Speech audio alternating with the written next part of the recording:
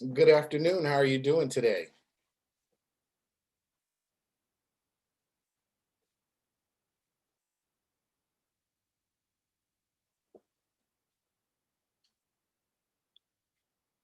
You might be on mute.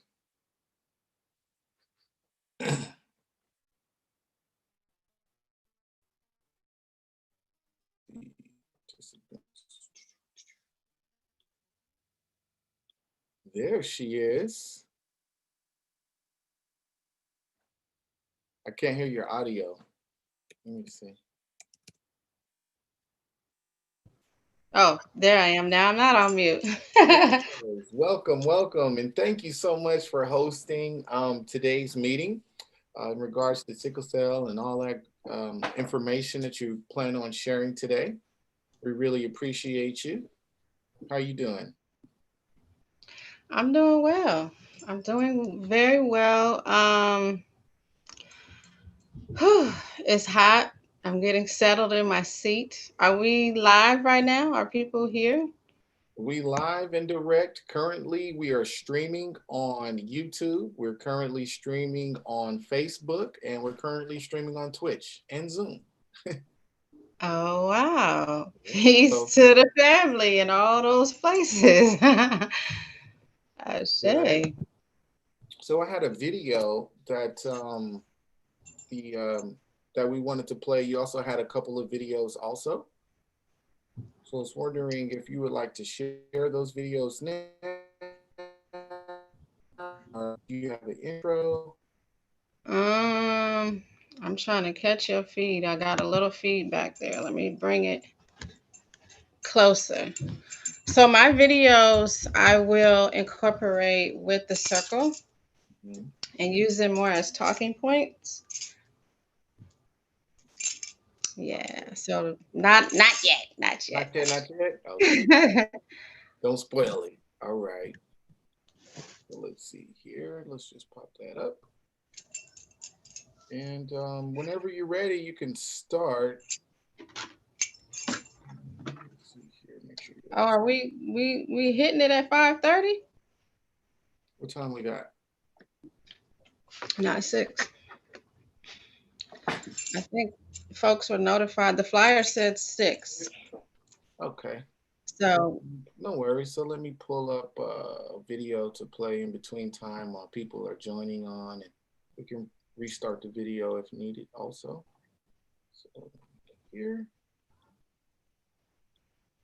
Here.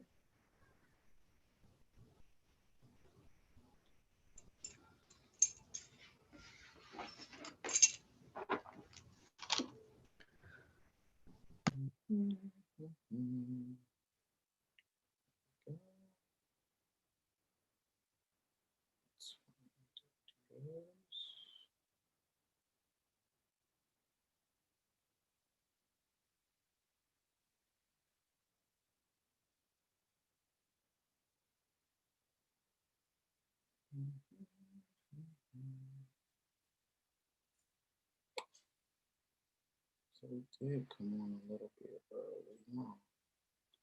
Let's see.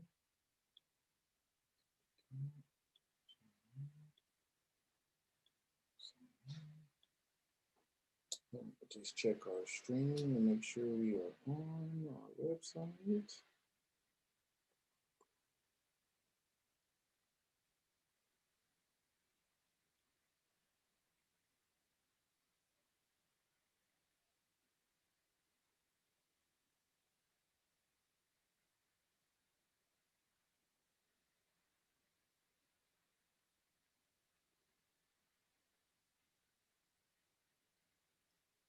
All right, we are set.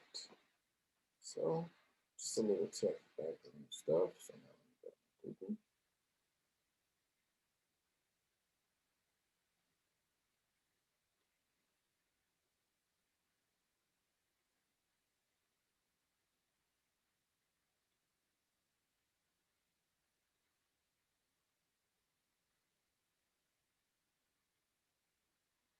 So, do you have sickle cell?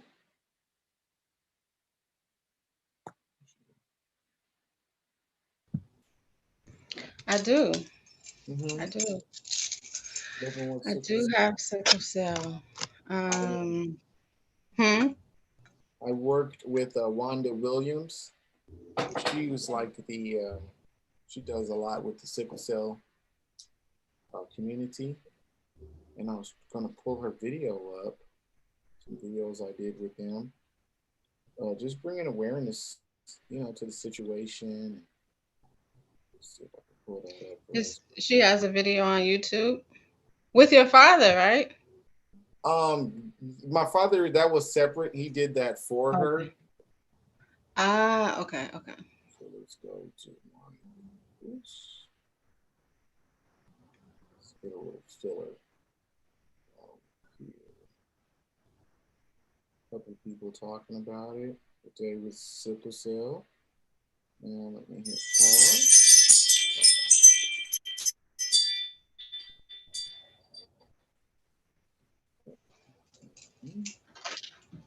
Okay.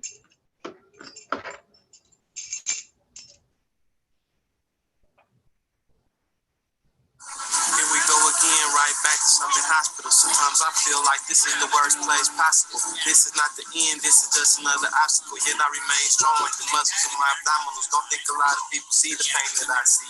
They stuck me up with needles for like 5 IVs. But that ain't even counting all the times that they missed. Cause for everyone that worked, they probably blew about 6. Let's do the math, that's 7 times 5. All together they stuck me like 35 times. Doctors in and out of the room, it's no sleep, so heavily medicated.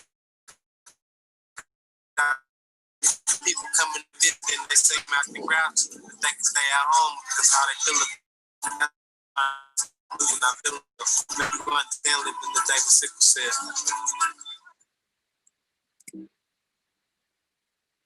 There we go. So that was one of the videos. Mm-hmm. Wow. He said he got stuck 35 times. Right. Yeah.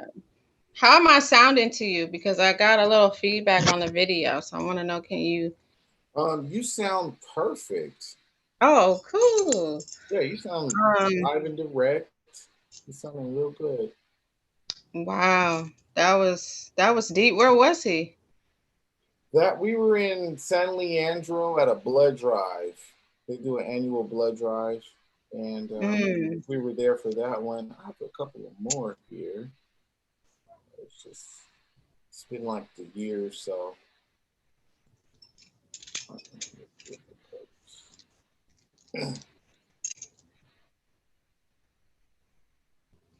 So who exactly was doing the blood drive? Was it in coordination with AAACC or?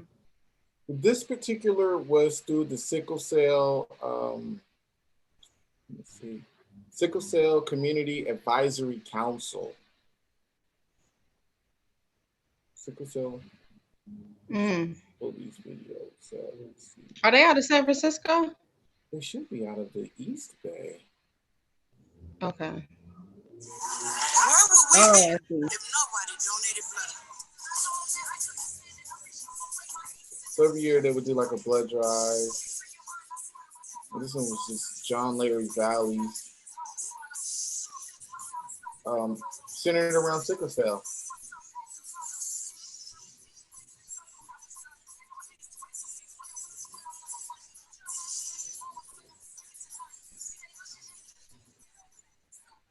So here's Wanda Williams. Have you seen her before? No.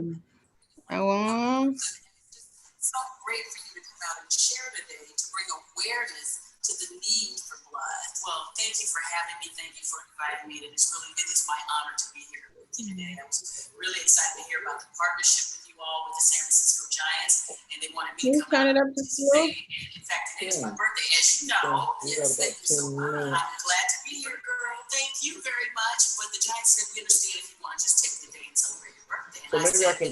I'm gonna try to connect you with Wanda Williams, and we can help further the message and stuff like that. Really important cause. You and I were talking earlier about how it's almost a forgotten disease. How you doing, Melanie? In our community in particular. So this is a wonderful way to meet you, for me. Hey, I'm good. How you all doing?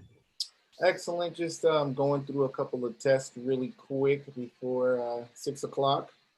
Oh, wonderful. Up all our videos and getting everything queued together.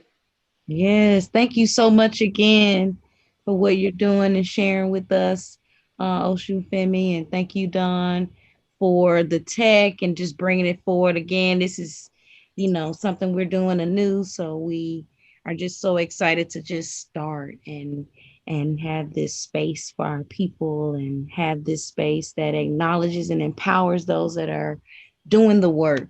So thank you. Thank you. Yeah. Where's your face? I'm halfway homework mode, so I'm gonna put my face on in a second. But I want Okay. to join in early before 6. Where's your face?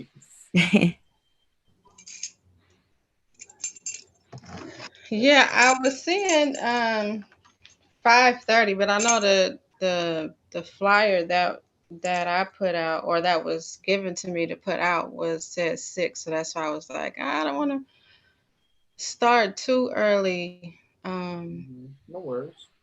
before folks know it's time. And you know what 6 o'clock means for some people sliding in at 6:05, because they trying to get done with everything, by 5:30. So it's cool. Oh, So yeah, if people have it at 6, they'll probably start coming like 5 minutes before and all the way to about 10 minutes after. cool. So Done. What? How I do the screen share? yes. So when you want to How will present your you? video, Huh? at the bottom below, below your, if you move your mouse, you'll see some options pop up. It'll say security, participants, chat, and then you'll have a share screen option. Mm-hmm. Once you click that share screen option, you can then pick which screen that you have open to share. I suggest the desktop one. Should be the first one. And then from there, you can pull up your videos and just hit play, and we'll all be able to see them there.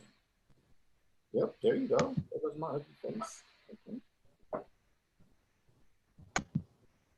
Let me get better internet connection too. And you can see that. Yes. Sweet. Falling. Okay, and then I see stop share up there.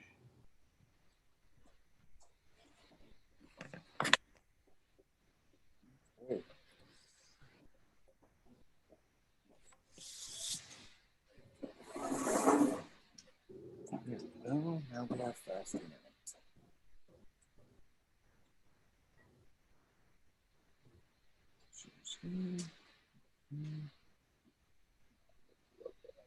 Mm-hmm.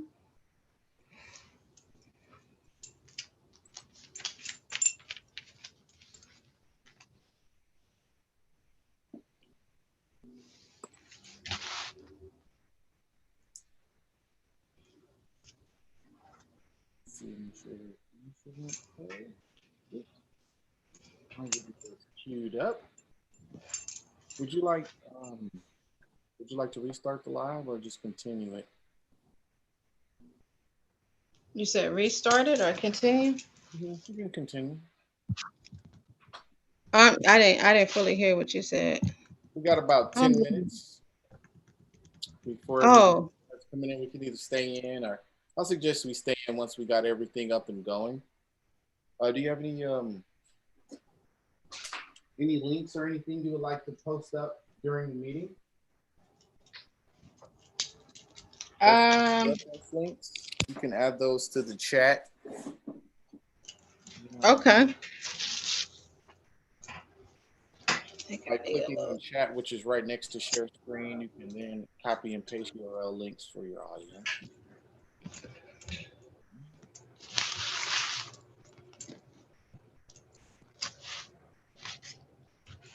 I will be back at 6. Okay. Yeah, I know how to chat.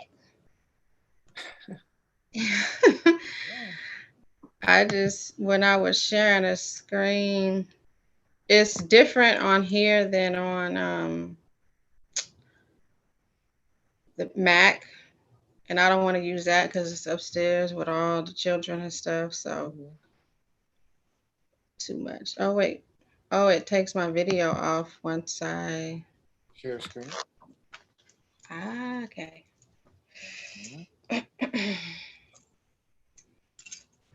Warrior Woman. Yes, indeed. Shirt? Huh? Got a custom made shirt? It's my shirt, well, my apparel line. Okay. Tell me a little Yeah. bit about that. Where we can find it and purchase and support. Absolutely. Warriorwoman.shop. You know, are we Warriorwoman.shop. live right now? Yes.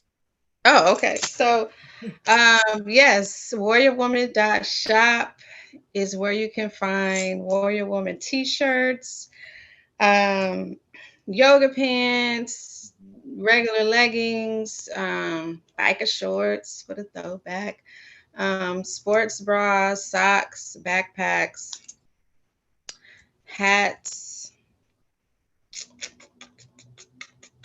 Nice. What else do we have? Mugs. Let me see if I can type that in the WARRIOWOMAN.shop. .shop. Okay. Yes, indeed. .shop.com or just Nope, just .shop. .shop. Mm-hmm. URL. Bam. Let's see if I can There get she a go. URL for us.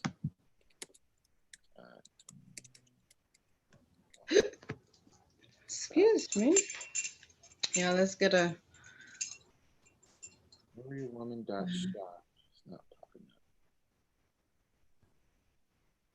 up. It's WARRIORWOMEN.SHOP.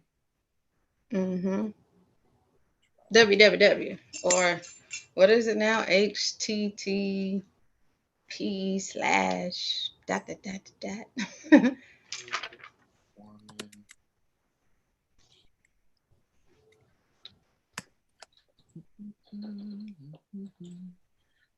WarriorWoman.shop. There it is. Let's see. Okay. HTTPS. Yeah, so I created those things based off my album Warrior Woman. Mm-hmm. There she is. Okay. Nice, What nice. about links to your videos? I can post those in there too. Yeah. On YouTube, you could just put Osunfemi, and everything should pop up. It's a few. I got a few things up there, just myself, and then also with Prosperity Movement. And I think there's two cardiology lounge 1111s. Right now we're in my lounge. I created this space um, for my show Lounge 1111, all in the cards. Mm-hmm. And it's I taught cardiology, but I speak with folks who are local to some famous folks too, some very popular folks about their energy and the energy around what they're doing, their businesses, what they're involved in, and I bring the card aspect in. So I'll bring a little bit in tonight, um, just about the energy of the day. Mm-hmm. And then if folks have questions about cardiology and that esoteric science, especially because of the week we're in, So like very, like very, huh? the crystals. You said, am I into crystals? Did I hear you say crystals? Esoteric. Oh, okay. You gotta Mm-hmm. you gotta speed me up. Yeah, so the ancient secret sciences and societies. Hmm. Um, that's where cardiology was kind of kept in essence, and so it was brought or resurfaced a little bit more in the early 1900. I think it was like 1901, Hmm. and now it's like growing exponentially. So one of the things Spirit had me do was create a show Hmm. where I talk and ask questions, look at the cards, use my intuitive abilities as well as my um, psychic spiritual abilities Hmm. and the cards, and just not go too deep into folks' business, but show the energy, show the magic um, of the law of attraction, Yeah. Magnet. and really how that works in a tangible form. Like, oh, this happened to you. Okay, I see that here in your spread. Hmm. And just getting people to really show a different side of them, a deeper level. Most times they go into their deeper stories um, with just a probe of a little question, and they'll expound upon it, and just provide insight um, for the people, because people just need insight right now. They need direction, assistance in getting over hard times, pushing through. You figure if you meet or you hit celebrity status, you've gone through some battles. You've pushed some doors open, through, busted them down. So much to share, much to tell. And sometimes when you see the interviews, they don't necessarily ask questions that will open that space up. And I won't say that I ask super deep questions, but it just allows space for them to share. So Nice. um yeah, that's my little cardiology rant. That's And I cool. just started a podcast too. Uh-huh. And so So I should talk about it. Important stuff. hmm, On the podcast, what do you talk about? cardiology. Okay, huh? I talk about weekly cardiology. Uh-huh. Huh?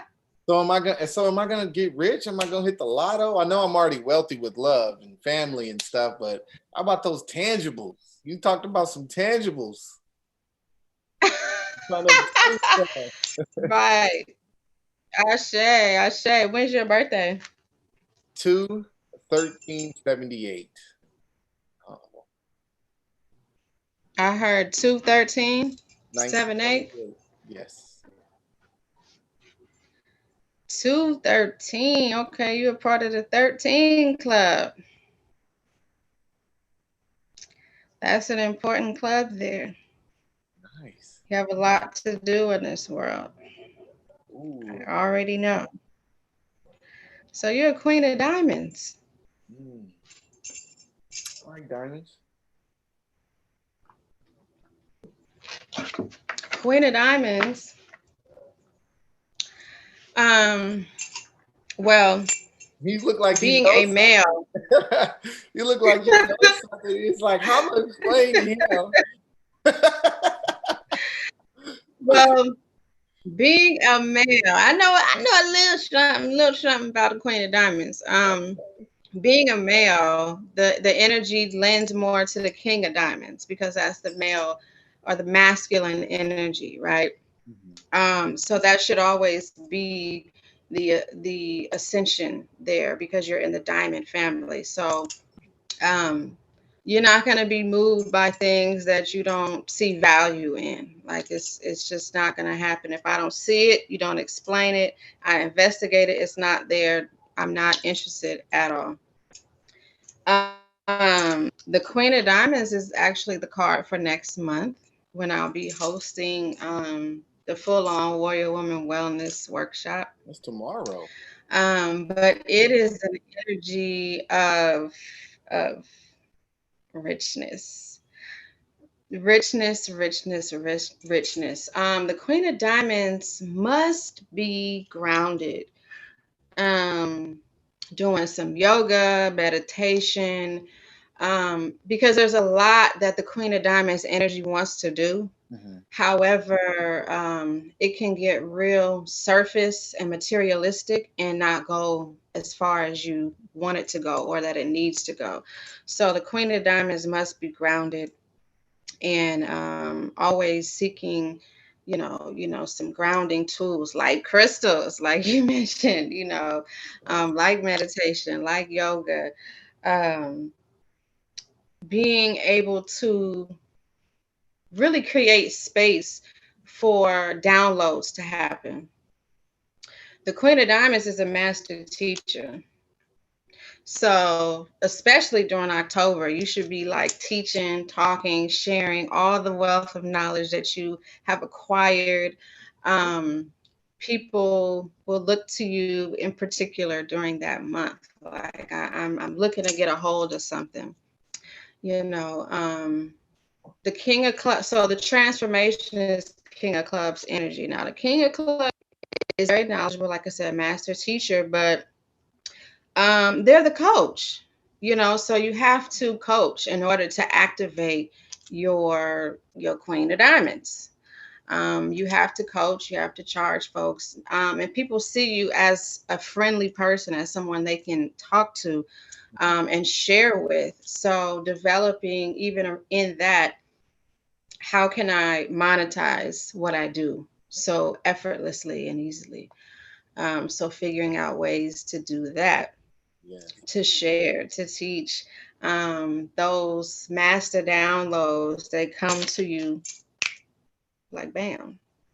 Now, the thing with the with the Queen of Diamonds is, are they going to do it? Are they going to do it? So that's where those grounding techniques take place. That's where staying in communion and worship and reverence with your ancestors to give you that push, so they can knock, those doors and those walls down, and so you can slide in and slide through. Um, because the Queen of Diamonds likes to shine. The Queen of Diamonds likes the glitz and the glamour and the gold. Um, but life won't be fulfilling without the groundedness, without being able to teach and to share. So I know you with AAACC, but I don't know your exact titling and what you do. um but yes, the Three of Diamonds is an energy that challenges you. So are you a fan of, let's say, like Sean Combs? That puppy. Yeah. Not really. You just have to respect his work ethic. But as far as Hmm. substance, pushing alcohol and things like that, I'm not with that. Okay. But the fact that you So, build something, and you got to respect that he built a multi-million-dollar. He got Revolt TV now, and you got to respect that. hmm so, With all the two, I mean, do you all in the respect videos, nah, I'm not. it? So the reason why I asked you is because his energy is a Three of Diamonds, just like Donald Trump. It's Gotcha. Three of Diamonds energy, but that challenges you. Mhm. You see their energy is very out there, like in your face, all in the videos, saying stuff. What? What? You can say that. You can Like, say I'm an extrovert. I am an extrovert. Yes. Yes. so that energy challenges you. So it's not necessarily that you want to be them, Mhm. but that the things that they do provoke you in a way, or they shine light on certain things like, wow, I like that move, or look how they got everybody riled up. Look how this organized around them, or they organized things around themselves. So that energy, that go getter, that do anything, say anything, is what's challenging the Queen of Diamonds, because Queen of Diamonds can be like, yeah, I got this idea. Uh-huh. Got you. I'm gonna do that. Move on it, huh? Let me see if I can get some better. Okay. Let me see. Let's get some better. But the Three of Diamonds is saying, get up and go about yourself. Mhm. Really get activated, um, really get seen and activated. So I think some So of the Queen of Diamonds and the Three of Diamonds. that's your challenging energy, a part of the Queen of Diamonds. Let's see. We got Sherry here. Hey, Sherry, how you doing? Thanks for joining the sickle cell meeting today. We really appreciate you. We're just filling in a little time with some card information.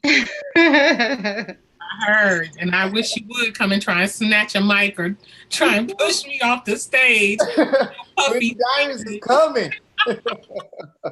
You better not try and pull no P Diddy and no. All in the video. What did you call the? Oh, never mind. Death Row Records. You better not. Yeah, welcome to Death Row. That is too funny. No, not that aspect. Not that aspect. He better But not. that fire energy. Sweet. So let's see what we got here. We got a couple of people in here right now. So if you like, I can go ahead and just play the video that I have on transitioning. If you like, I can do that now. If you want to introduce yourself first and all that good stuff, we can do that also. Yeah, you can go ahead and start it off, and then I will chime in. Okay. Okay. Let's go ahead and pull that up real quick. And are you up all the way? I'm having a tough time Your internet is slow. hearing. It's just, Oh my God. huh? I'm gonna grab an earpiece. Maybe that'll help out the situation. But I'm not gonna be the main talker, you know.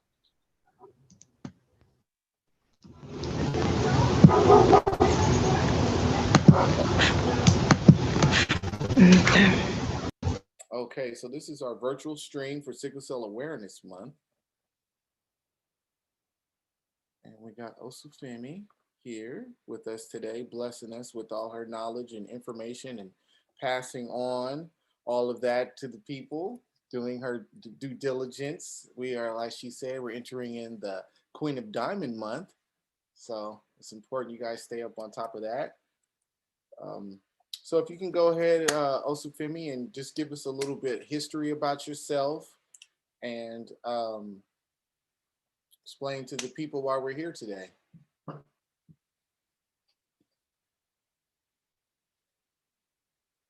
She's on mute. Peace, everyone. Welcome. Happy today. My name is Osunfemi Wanbi Njeri. Osunfemi Wanbi Njeri, the warrior woman who sings the praises of Oshun. Your camera just went out, so I'm guessing no videos. I'm on. Peace. Wonderful. So I can't see y'all, but I'm so happy to be here with y'all. Um, what a divine honor and blessing to be in this energy today. Um, I am a sickle cell warrior. I am a warrior woman. As you can see, I wear my shirts proudly. I am a wife. I am a mother of 6. Um, I'm a speaker. I'm a musician, a vocalist, um, cardiology coach, mentor, friend, da da da da da da. We have so many roles today. And that just encompass and tap into all of who we are. So, excuse me, sharing a little bit about myself in that way. I want to talk about and introduce everyone into the day, even though it's evening now. We've stepped into a beautiful day to talk about sickle cell for me, because I look at sickle cell in a different way, right? So today's energy, September 30th, whatever year it is always going to be 7 of Hearts energy. 7 of Hearts energy. So I'll share a little bit about cardiology really quick. It encompasses numerology and astrology, mashes them together, and creates this esoteric, metaphysical, karmic calendar that allows anyone looking and studying to see the energy of the day, the energy of the month, the energy of the year, the energy of you yourself, the energy of a particular plant or a couch or anything you want to know about. You can find out the card energy and know the vibration of it, like what are its general karmas, right? So the 7 of Hearts energy sits in Venus, Mercury. And it has to deal with your lifestyle, the things that you love, the things that you love to indulge in, and also communication. Um, it's Mercury, so it also deals with the lungs, which is an important factor when you're dealing with sickle cell. But the Venus aspect deals with what we love, what we indulge in, what we smell, what we listen to, what we hear, what we see, and really what we eat. You know, the 7 of Hearts energy is about boundaries. So, even today, y'all, I had to take a nap. I shared that I do have sickle cell, and so in this week, my energy has been fluctuating, and so I'm finding more balance in my diet again. And that's exactly what the 7 of Hearts energy deals with.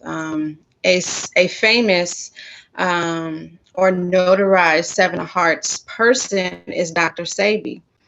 This is someone who I found, um, just doing research on the internet and research until I think I started experiencing sickness, and spirit was already telling me, like, just try, eating alkaline vegan like Dr. Sabi. And I wasn't listening. Right. So here comes this one day and I'm just like, oh man, I feel this pain coming on.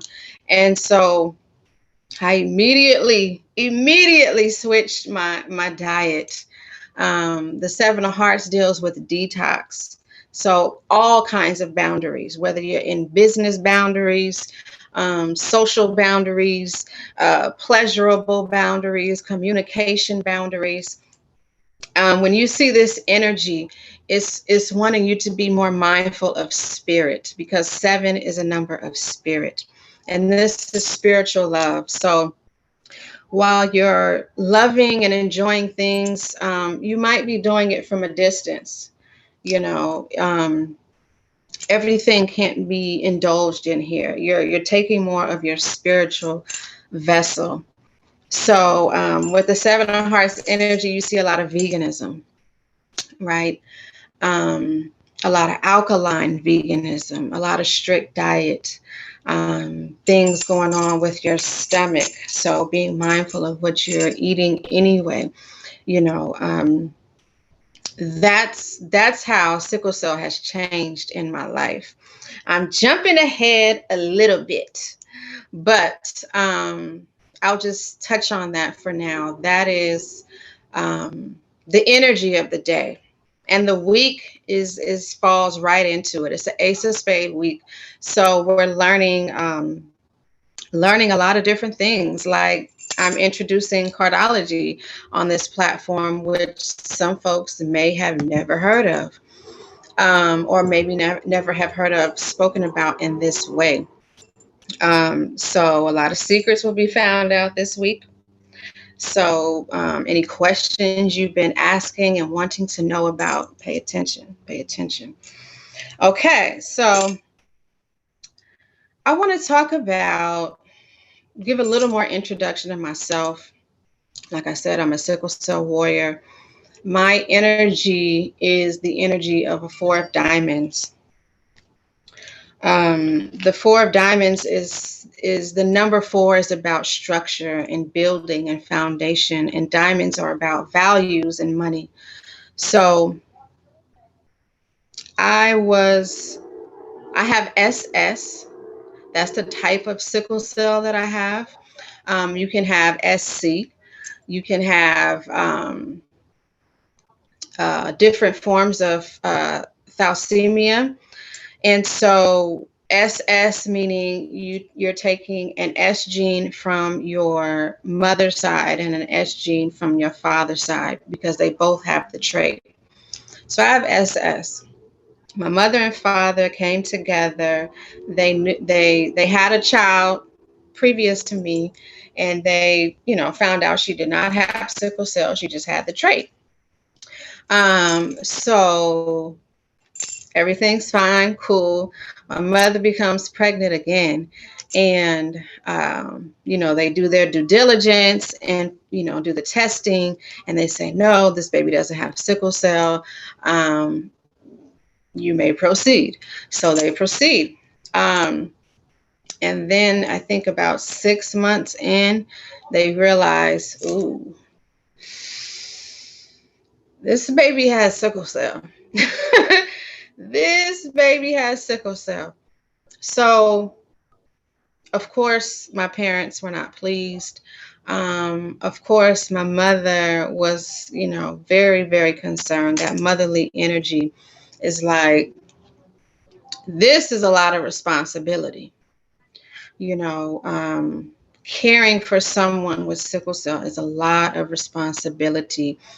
And even in adult life, it doesn't necessarily stop. Maybe that direct connection and effect is lessened a little because you're not in the same home, but the worry and the anxiety and all that is still there. But I'm saying all this to say, tying it into my four diamonds energy, had I not been born, the blessings that my mother received in a monetary form from pursuing a lawsuit because the doctor said that this was the tried and true test and it did not serve up correctly, right? So if they didn't continue, she wouldn't have had her four of diamonds blessings. Four of diamonds is spiritual blessings in the form of money. So we're all tapped into that energy today by way of me being here. Blessings are now. So my energy has always been about defying the odds. I have a little song, a snippet of a song. 6/13/83, brought into this world pain free. 6 months in, pain in my sides, piercing my thighs. My God, in a world full of sickle cell hell, she won't make it. The stories they tell. The stories they tell. Warrior woman, stay true to the end. Said I couldn't have kids. Ooh. 15, 10, 8, 6, 3, 1. Said I wouldn't make it past 18, 21. Now I know I'm the one. I changed my mind state, won't let this break me, take me. No longer do I walk in pain. Blessings are due. Oshun's house, covered in honey, filled with sweetness, children, and money. Defying the odds. We are sickle cell warriors, or you know a sickle cell warrior. We defy odds left and right. I'm 37 this year. I made it past 5. I made it past birth. I made it past 18, 21, 31. And I have a lot of living left to do. A lot of this comes from my mind shift, my subconscious shift, really directing my thoughts in a way that are uplifting and motivating, and are about prosperity and upliftment and empowerment.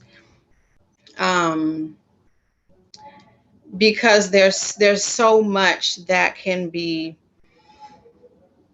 left to the mind when you have sickle cell, and when you're on on these particular drugs that they give, and when you're in the hospital, and your parents can't be there 24/7 because of work or this or single parent or that. There's a lot left there, and there's a lot of depression going on. I'm feeling the energy of my dear brother Sekou, who passed away this year. He crossed 40s, but he wasn't living how he wanted to. His energy just hit me right now. So I live each day in remembrance and fighting, the warrior, fighting um, for my health, for my life, for beauty, for prosperity, knowing that I'm a disruptor. You are a disruptor. Your energy being here today, you are a disruptor, because sickle cell is talked about in certain ways and not always, and not in every room. There's still folks who do not know about sickle cell, do not know that this is Sickle Cell Awareness Month. Who has trait in their family and all these kinds of things. So, um, thank you. Thank you for sharing the space with me and allowing me to introduce myself. So, sickle cell, I kind of tapped into a little bit about what it is. It is well, there's I get a little conflicted sometimes with what it is, but it is known as a genetically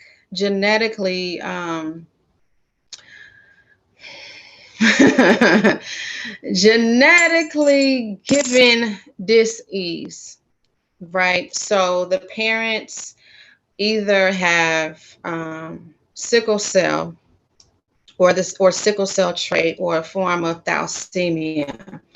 And when they come together, the male and female, that's why testing, knowledge of that is so important, because how your blood works together, how will that work together in the woman's womb? Like, what are the possibilities there? So when someone has a parent has AS, which is A is normal blood, S is trait, sickle trait, right, or sickle gene. Another parent, in my instance, they both had AS. So you have 25% chance that the child birthed from these two will have AA, which is normal. They don't even have the trait, right? And then you have 25% chance that the child will have SS, which is full on sickle cell. And then the other options are for them to just have the trait. So what is that? The other 50%, you would have the trait. So it's passed down through the genes in that way. Now,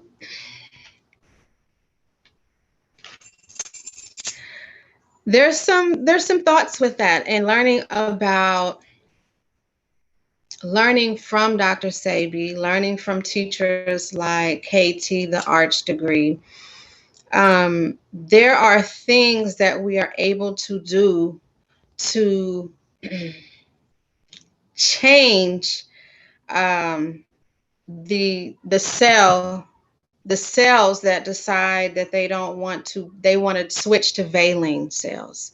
In essence, they go from glutamate to valine, and so there are a few cures. There's bone marrow transplants, which they've been doing for quite some time. For a while, they weren't as successful as they are now.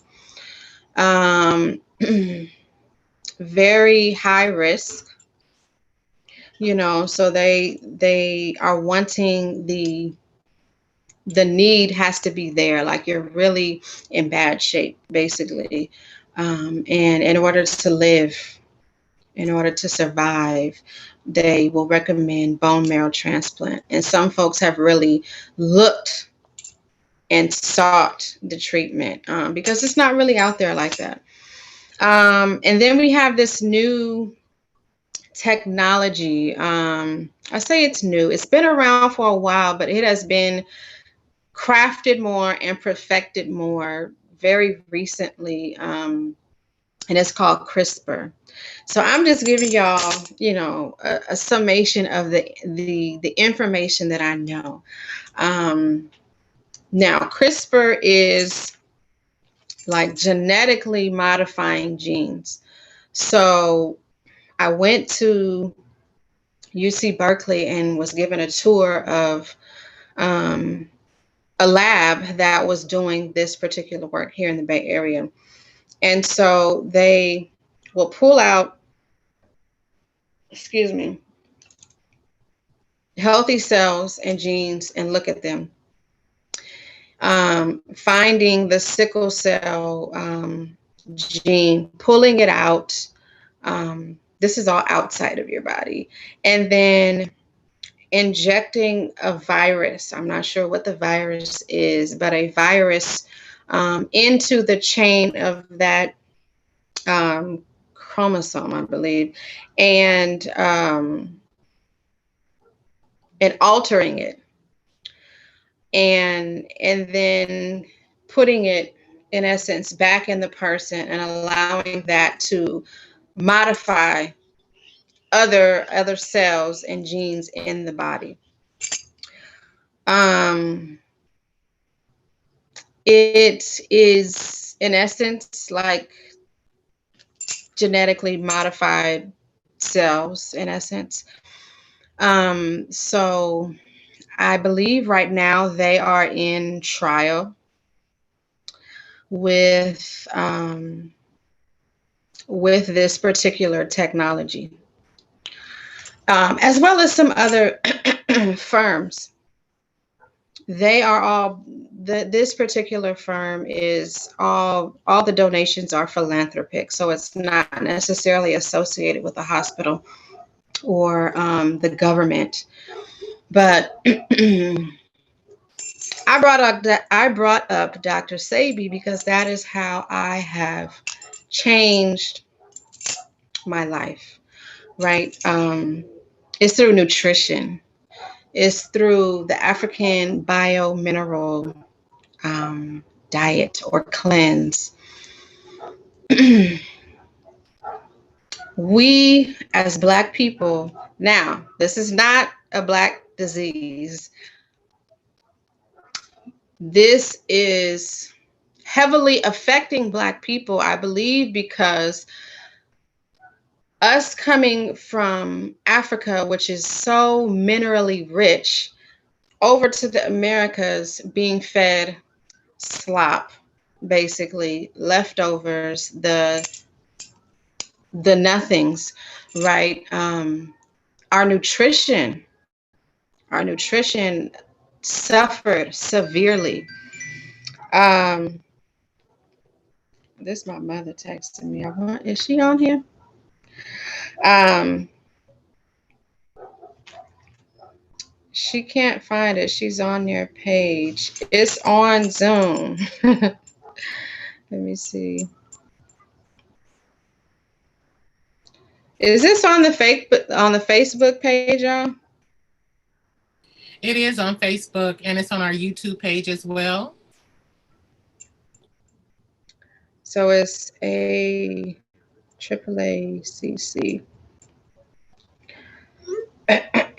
Okay. Yeah, so the diet is lacking.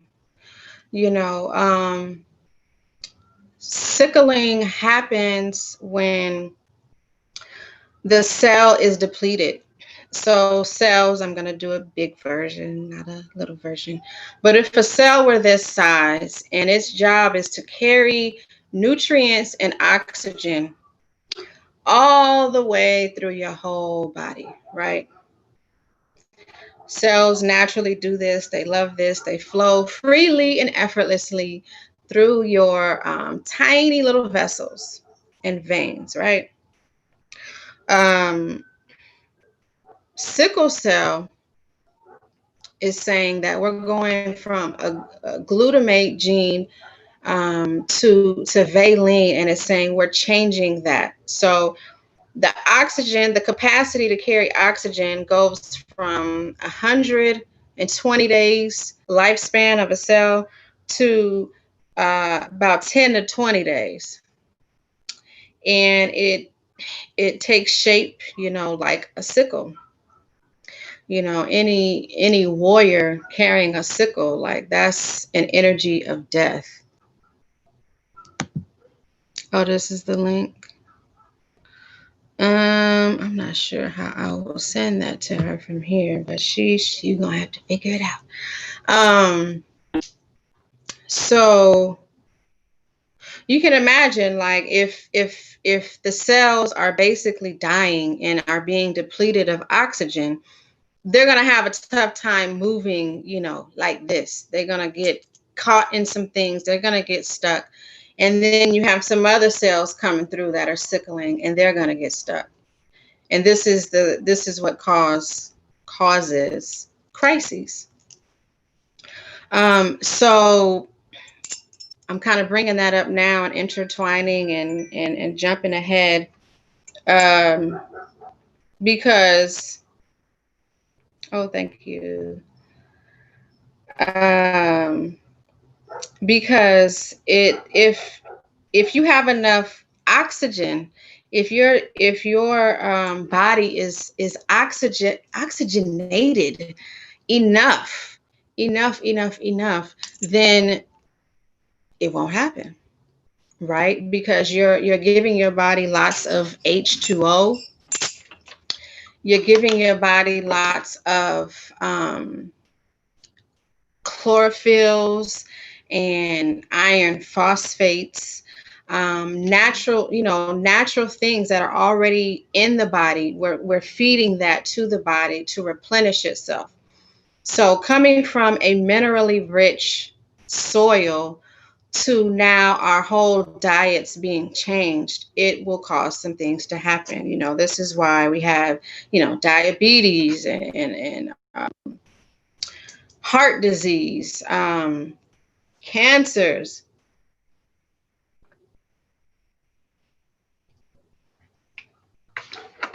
Lack of oxygen in the body, lack of minerals in the body. And that's how I look at healing sickle cell. Even today, this might be a little TMI for some folks, but this is a circle. I know we're broadcasting, but this is a circle. So we want to hold space in that way. As a woman coming to that time of the month, we're releasing. And so even through my diet change, my lifestyle change, I'm having to really this year a lot more remember and be more calculative of having to put more in, more greens, more chlorophylls, more iron phosphates, more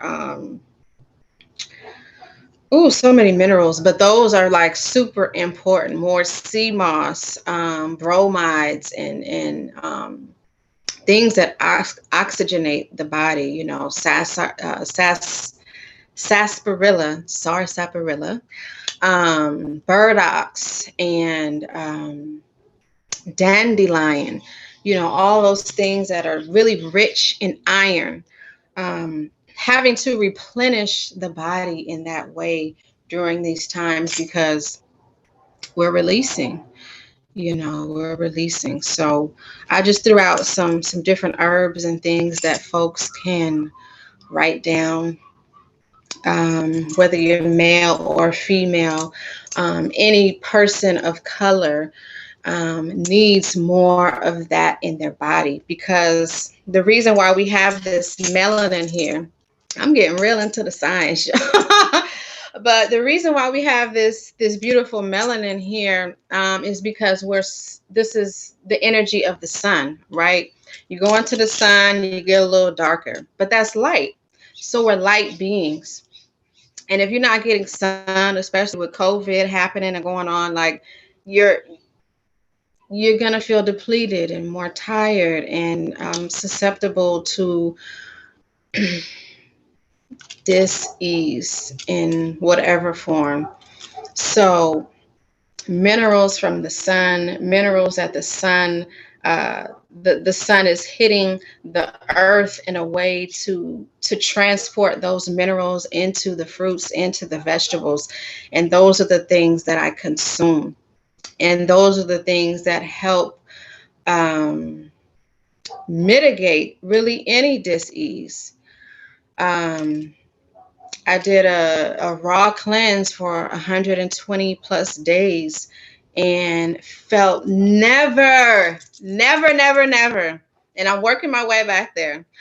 Never, ever, ever have I felt so alive. Never, ever have I felt so alive. And I attribute that really to that vitality of the sun and those minerals just straight that those sun fire foods, so this is the way that I advocate for sickle cell, is trying some new nutritional things. you know um I remember, being with my grandmother at my grandmother's house and cousins there and everyone walking to the store, and they get their chips and candy. And of course, you just want to fit in and get your chips and candy because it's salty and it's sweet. And we hanging outside. But I do too many days. And my body, I can feel it. I can feel it all moving through my body. I can feel the pain coming on. Um, but having sickle cell just allows one to be more in tune with their body, what's going on with their blood, what's going on in their life, paying attention to what they're eating, what they're consuming, what they're thinking. And I think this is a beautiful time to share this information with everyone, because everyone has to do this right now. Everyone should be paying attention to what they're eating. If you're worried about a corona or a COVID, we're coming up on flu season again, so if your gut, where your the what is it, like 90% of your immune system is not cleaned out, if you're not practicing flushing, quarterly or yearly, on some type of regular basis, things get packed in, and they are in essence a breeding nest for things to eat off of it. It's a little detailed, but information that must be shared. So, did anyone have any questions? I just threw kind of a lot out there. I've been talking and talking and talking, y'all. I just entered into my Mars period, I and have a I got a question. yes, yes. All the information has been really helpful. I have a brother who carries the trait, and who had children with a woman who carried the trait as well. And so I have three, I have two nephews and one niece living with sickle cell. And Mm, they are, my niece is 25 and my nephew is 21 and 18. And so with them, it can be really, really severe. And I did talk with them about diet change. What's the simplest way for a young person wanting to be a part of the world or in a household where they don't necessarily eat for sickle cell purposes? What's the best thing for them to incorporate into their diet on a daily basis that could help them overcome some of the other harmful foods that they're eating? yes. So I would say that break fast is important. And this is really for anyone listening that break fast. And most of the time, I'm really good with it, and then sometimes I battle with it, But it is we're in Libra season, so this is about balancing. But break fast is not, upon rising. Some people don't eat at all, but some people rise and the first thing they go for is, a coffee, or they eat, allowing the body to flush. So water is an important factor. Um, if water is an important factor. So starting the day, even with my children, they all have trait. I make sure they all have water before they eat anything, and then they go to the bathroom and release, because if you haven't released, this is the breaking of the fast, so there should be something released, something that was stirred up in the night. Everything's being repaired, so you come into the morning to flush everything out that was loosened up. You don't want to be eating, and you still have, stuff there. So water is super important. Now, smoothies, a lot of folks like smoothies. That's easy, fun, can go to. Incorporating in that sea moss, a sea moss mixture, not just sea moss, but sea moss and like bladderwrack. There's a few different folks who are all actually in the same family, um, who came up with Dr. Sabi, that I support, um, because their products support me, right? So let me see. Ooh, I needed to have these links, but you can look up. I'll type in KT, the Arch degree. Um, um, and then you can look up green leaf herbs. I think it's, yeah, green leaf herbs. With Annette Thomas.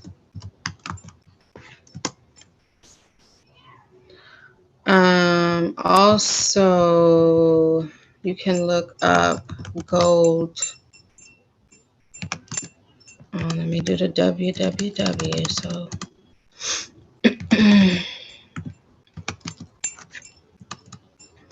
and I say these things because you can incorporate the sea moss in like a smoothie. That way, those minerals are getting to the body. If there's not a diet change in any way, at least making sure that their body is getting enough minerals, um, with that sea moss. So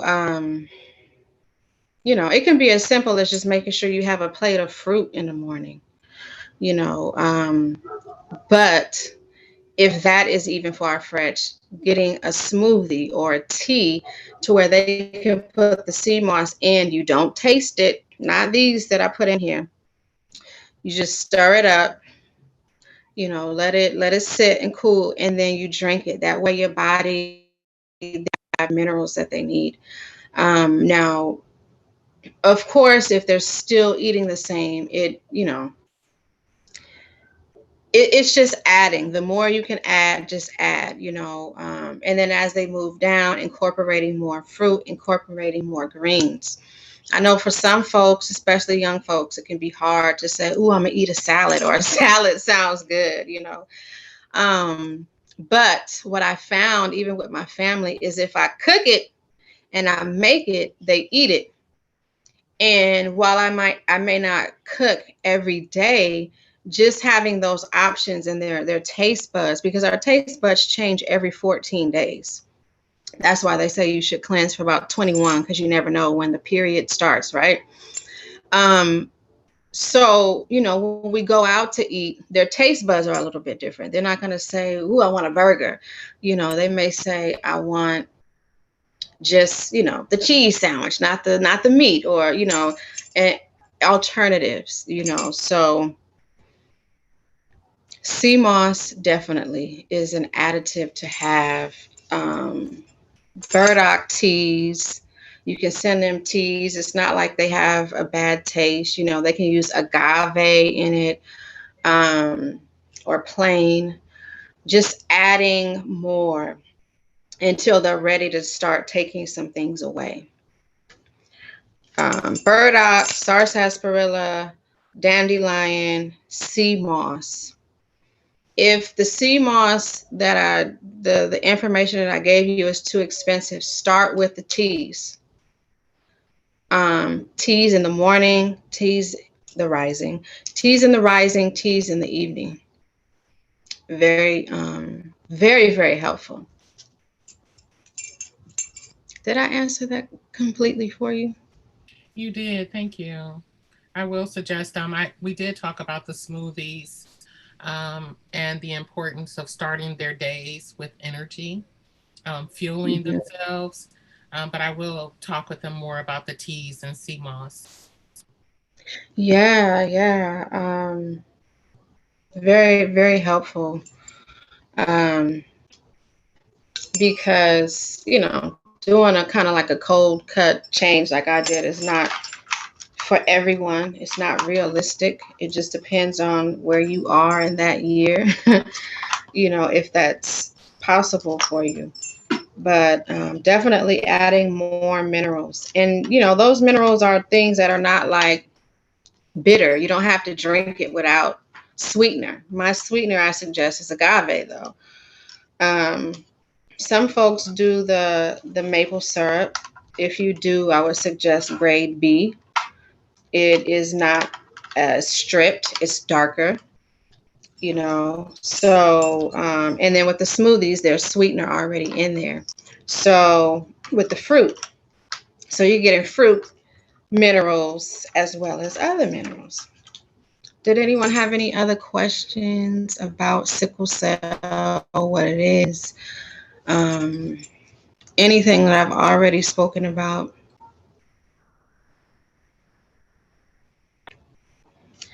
How's YouTube doing over there, Don? All ready to start the video. You ready?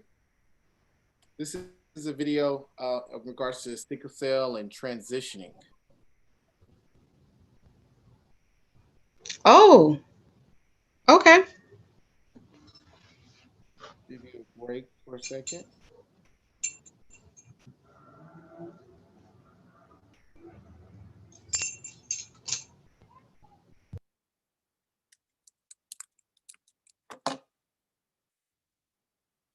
Mhm. Zoom. Share. Here.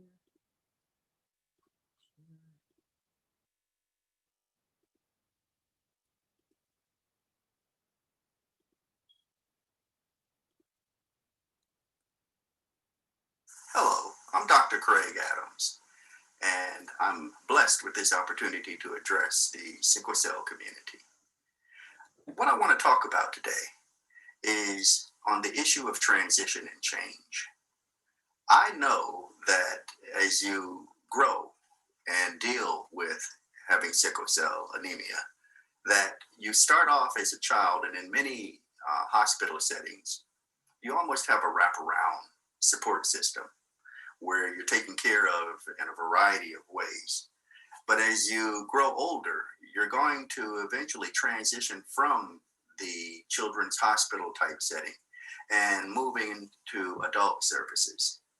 Now, change can be a bit anxiety provoking for most human beings.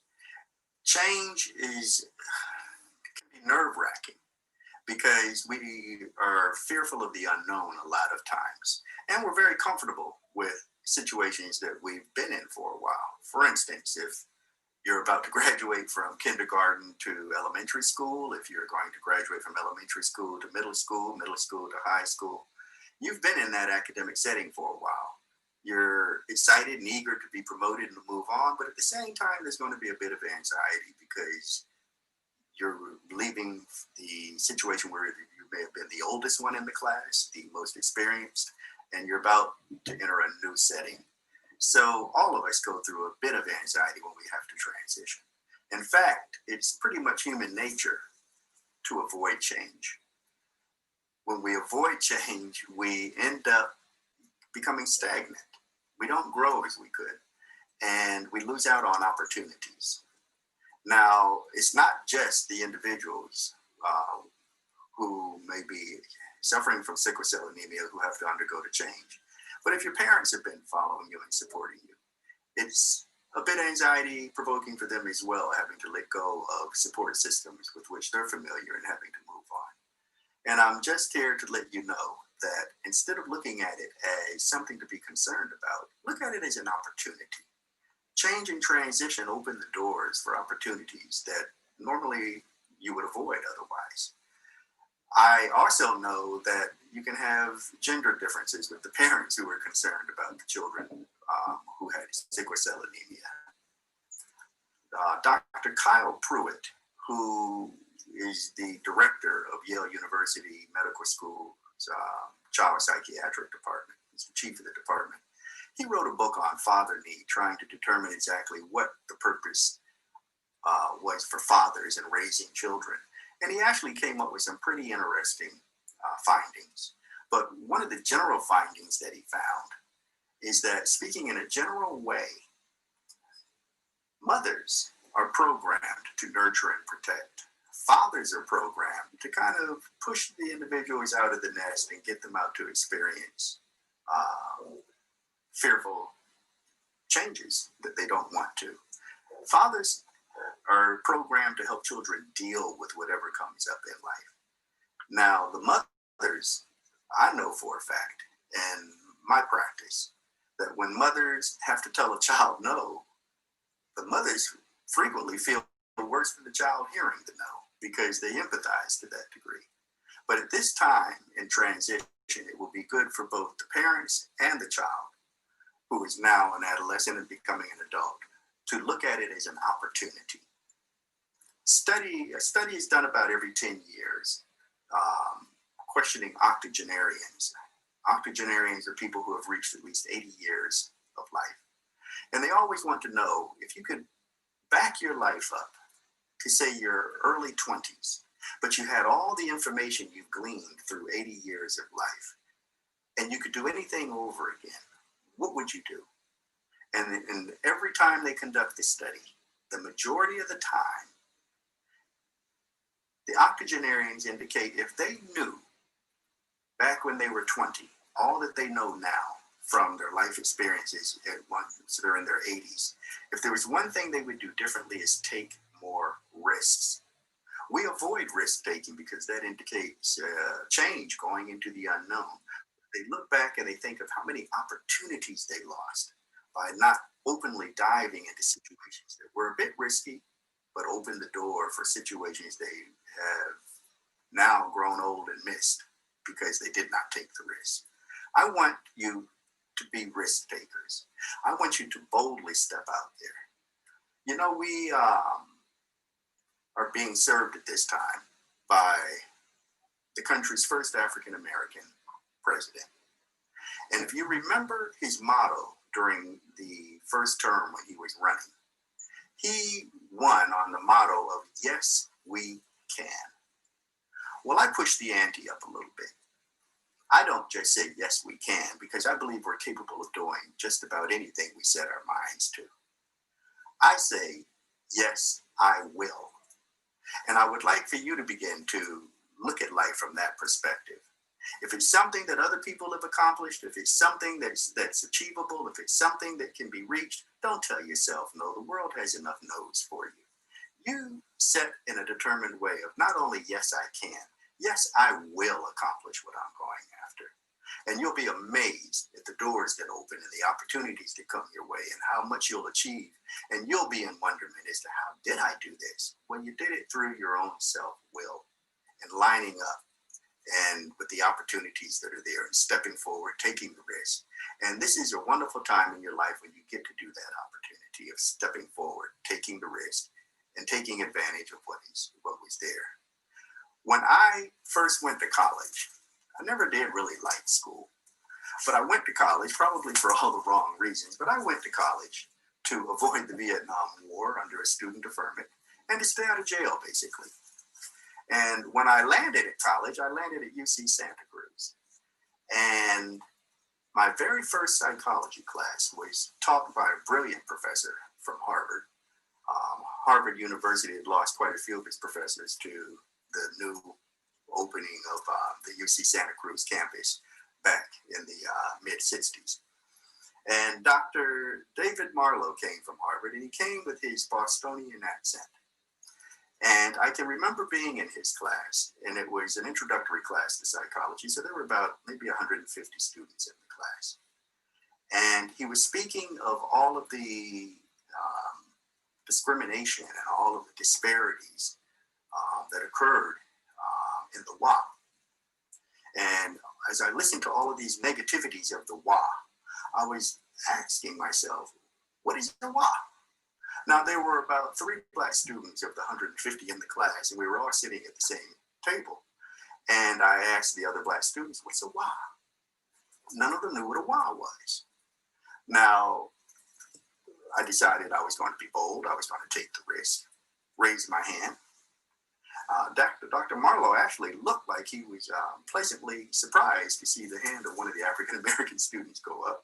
So he excitedly said, yes, you're the young man in the back there at the table. You have a question?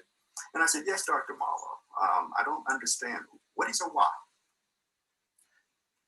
And he became livid. Now, it wasn't just a table, it was a large table. It wasn't all African-American students. There was a Jewish student there who had a fro bigger than mine at the time. They grew big, beautiful fros back then. And he started chuckling. Well, now I'm embarrassed, I'm humiliated. I stood up, I took a chance, I asked the question, and the professor is actually upset with me because I don't know what a WA is. So I'm getting ready to take my anger out on the poor student sitting next to me who was chuckling. And when he realized it, he interrupted and said, Dr. Marlowe, it's your accent. He doesn't understand your accent. And he said, my accent? And he says, yes. He doesn't understand why. So Dr. Marlowe proceeded to write on the board, WA, W-A-R, WA. You don't know what a WA is? I said, oh, I know what that is. That's a war. He says, no, war is W-O-R-E. At that point, I began to wonder, why am I at this university? Did I take a chance that I should have avoided? And I was just about ready to leave, figuring I can't even comprehend the vocabulary of these individuals. I knew the words, but I couldn't understand the dialect. I couldn't understand the accents. I couldn't understand the words. But I hung in there because I'm a risk taker. One of the few African-American students to apply to the school in the first place when it was opening. And one of the few students that determined, no, once I'm here, I'm going to stick to remaining here no matter what comes my way. because I'm not going to quit. That was when that yes, I will mentality kicked in. And as it turned out, that's been a walk in life that has made me Dr. Adams today. Because when I encounter an obstacle, when I meet something new that brings on a bit of anxiety, when I become fearful of stepping forward, I charge forward. And I don't say, yes, I can. I say what I recommend each and every one of you begin to say. As you transition from adolescence into adulthood and learn to take on sickle cell anemia as adults. Yes, I will. I thank you for this opportunity of speaking with you, and I do hope you carry that with you. You're going to be amazed at what you're going to achieve and accomplish if you do. Thank you.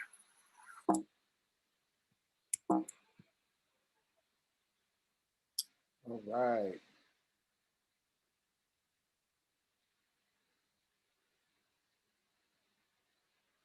When Johnny said he needed an awesome new professional website, I offered to. We are back. You had a couple of links you wanted to share with us?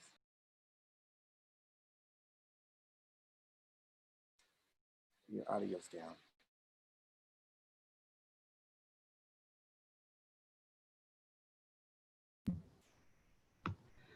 Zoom, zoom, zoom. Can you hear me now? Yes. Okay. So that was beautiful. I love the taking a risk, you know. I think that I took a risk in saying I'm going to become an alkaline vegan when I was raised, you know, eating meat and dairy. It was a risk. It is a risk. Folks still are like, okay, you know, but it is a mind thing. It is a subconscious thing. If you believe you can do it, you can do it. You know, if you believe you cannot, you will not. You know, so if saying yes, I will, yes, I will, yes, I will, yes, I will, until your subconscious starts to believe that. You know, I think that was a beautiful introduction of word power, you know, of the subconscious, that because there's a whole mental health piece that I tapped on a little bit earlier, in dealing with, you know, taking the prescribed drugs, medications, and especially when you're in the hospital, you know, your mind, you got to have a strong mind, to be able to take those narcotics and not fall, you know. So that's my introduction into my video, falling. um I'm not even gonna introduce it much more. I think that we can talk a little bit about it afterwards, and then hopefully some folks will be able to share in their personal experiences even more. So I'm going to share my screen.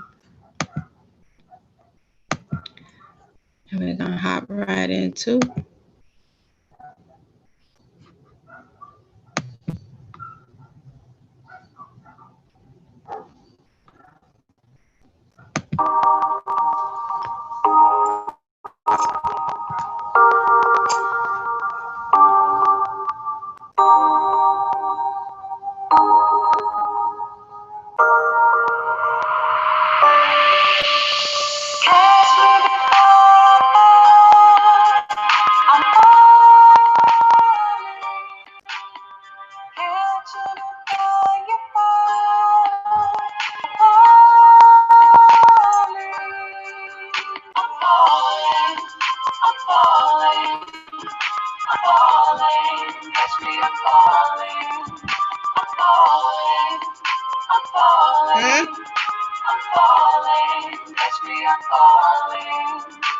There was a young girl sick in the bed. All the drugs she took made her weak in the head. Not a drug addict, but a wizard. 16 years old, trying to fight disease. She was born with. Lost in the world, trying to find a way. Been gone long, gotta get back home. Home is where the heart is, but where is the heart? Fresh out the hospital, don't know where to start. Going through withdrawals, teared on the walls. Nightmares, no one's there, no one cares.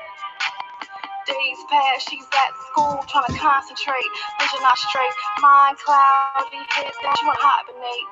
Nobody for understands the struggle, can't comprehend the life she juggles. If she presses on, gotta hold on, keep your head high as the days pass on. Catch me before I fall, I'm falling. Catch you before you fall, falling.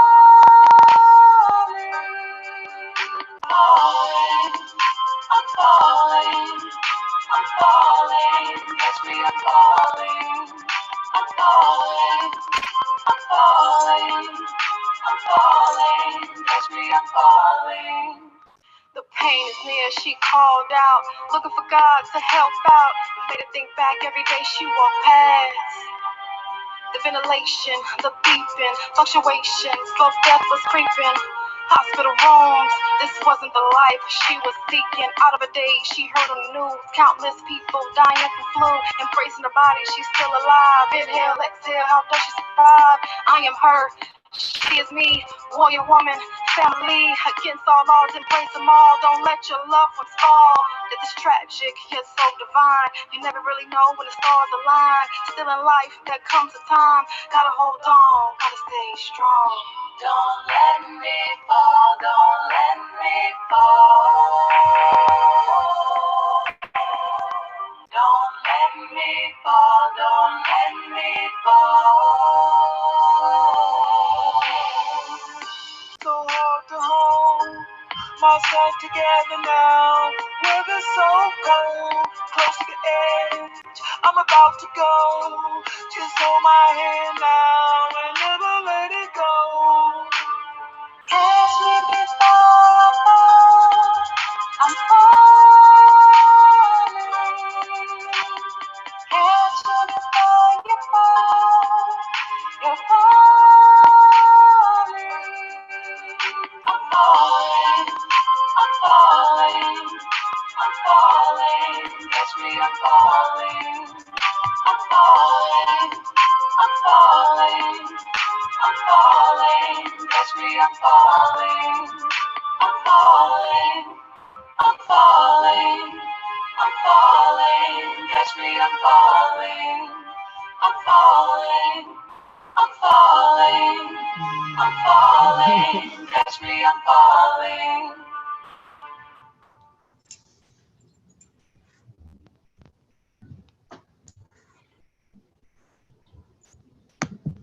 That was beautiful. Wow. Thank you. Uh-oh, how do I get it out of here?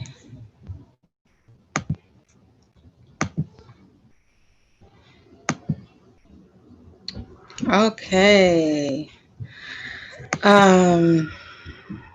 That was my video and song Falling. As you saw,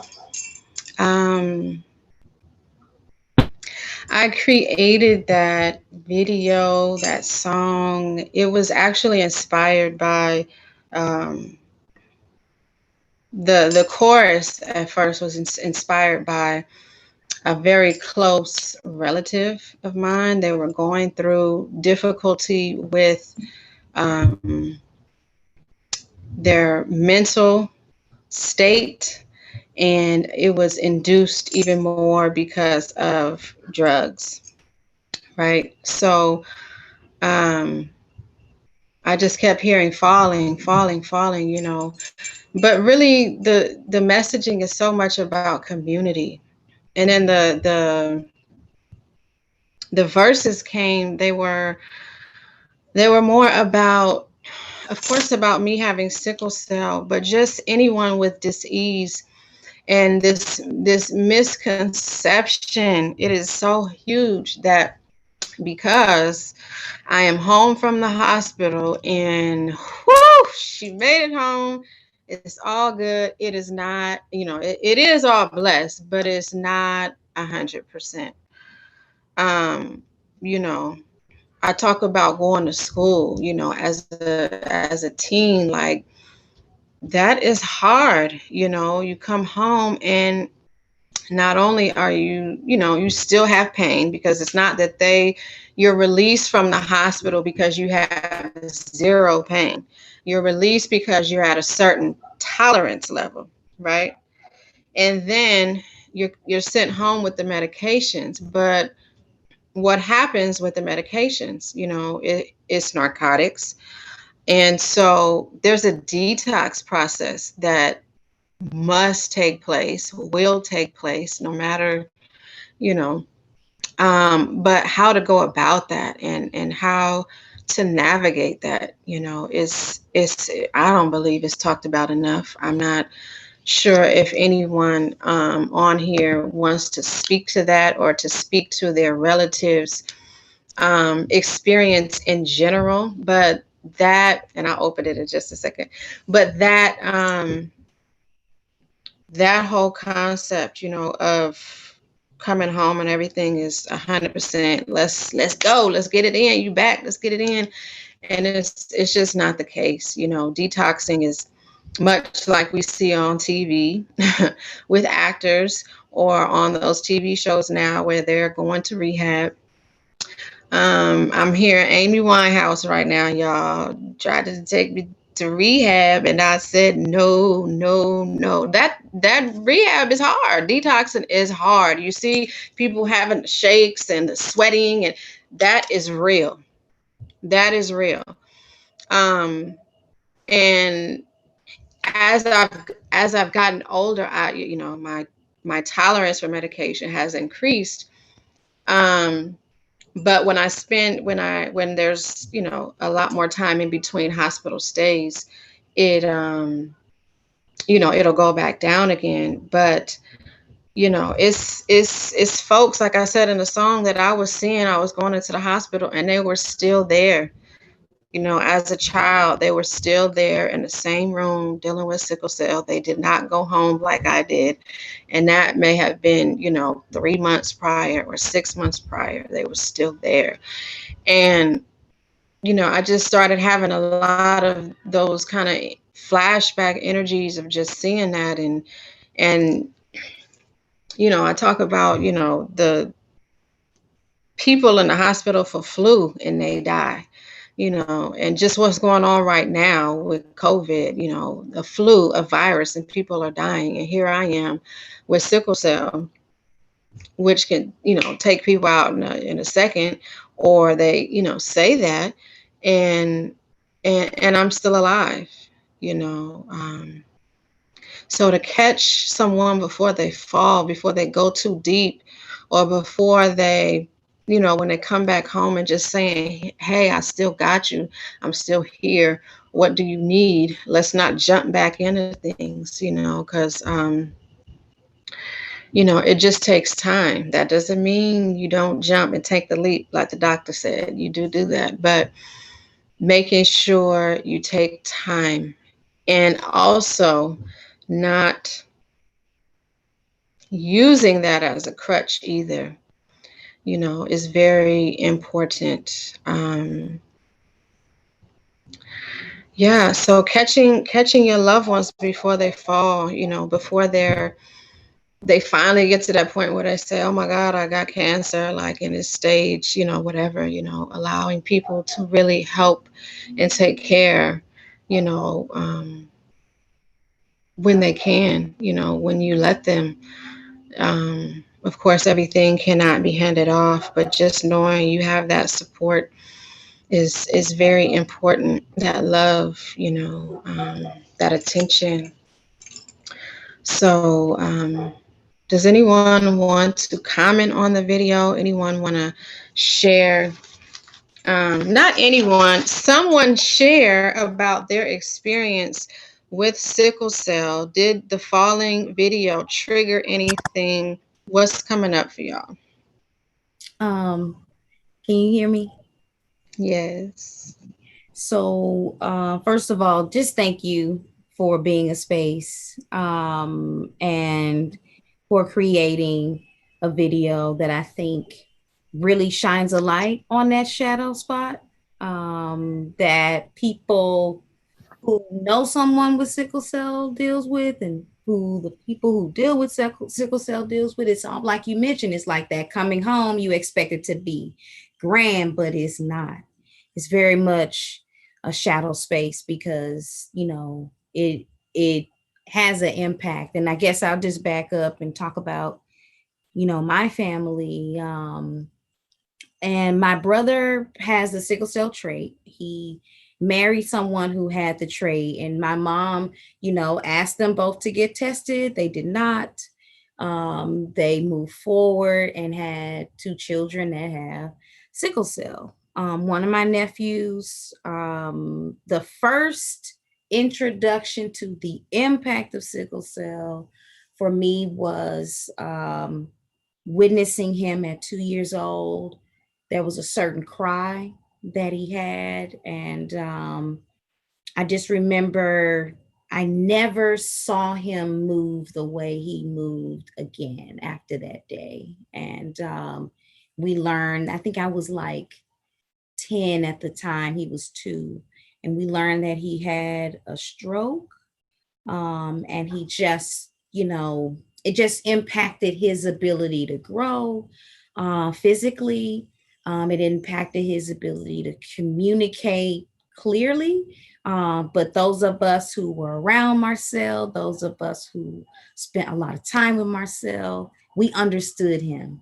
And so he passed away at 21, and his brother Courtney, actually, we're praying for him now because he's having a spell. And so I just want to acknowledge that your video was just very telling, you know, just someone observing someone not feel well that you really care about, and you can't change it, you can't do anything about it. um, and it's interesting you mentioned rehab. You know, to be honest, it impacted my brother, I think, for the rest of his life, because he turned to drugs because of not being able to deal with his first son having a stroke, being sick, being in pain a lot. And it's almost like they were going through the same thing, you know.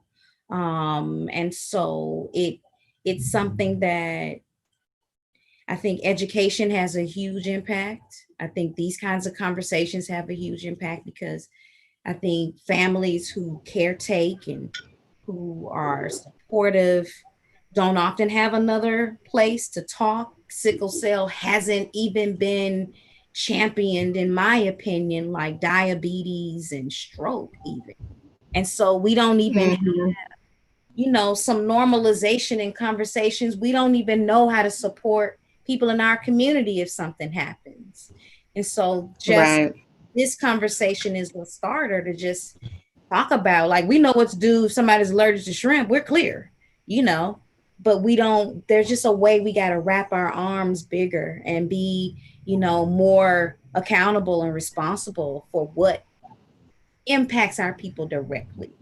And so Mhm. I shade and, you know, to my nephew and his life and what he taught us. And I just really, like I said, I appreciate you for just sharing all of this with us. And it's recorded so that we can have this roll out and roll out and roll out. And this is a starting point. Okay. Thank you so much. Absolutely. Wow. Yeah, it is. Ibai, Ibai, Ibashe. You know, it is a family issue. It is a community issue. Um, and you know, it's not just sickle cell, it's dis-ease, period. You know, returning the body to a place of ease. Having more intentional thought and care about our mental, our physical, our spiritual, our emotional worth, because, I can't lie. I have to remind myself, sometimes it's every day and sometimes it's a long while off, where I have to just remind myself that I am very important and special, which means I have to have a specialized diet. I can't do what everybody else do, you know. And I, I'm not perfect, but that process, that thinking is what gets me back on track to making sure that I'm taking care of the vessel that I'm in now. If I, especially when I know these things have helped and worked. My first introduction into healing outside of medicine was when I moved with my father. I didn't even know I was going to be talking about this, but I moved with my father, and he moved to Hercules and then to Vallejo. So that's where I moved, right? But as a teen, my hospital was still in North Oakland at Children's. So now I'm experiencing, I go from experiencing driving from West Oakland to North Oakland, from Vallejo to North Oakland in the midst of crisis. Not fun. But the first time I heard breathe, breathe, breathe, keep breathing. Come on, deep breaths, deep breaths. Take in that air, take in the oxygen, let it go, because we talked about the deficiency of oxygen. The cells are collapsing because the oxygen is depleting. So I'm not breathing deep enough, and that takes practice and time. And when you're in pain, the thing that you want to do is kind of curl up into a fetal position and just nurture yourself. And especially if you're having pain in your chest, the last thing you want to be doing, or feeling, I should say, not doing, but feeling, is expanding your chest. So learning to slowly expand more and more and more and more, and really being able to take the mind somewhere else. So again, we're at this subconscious healing that's taking place.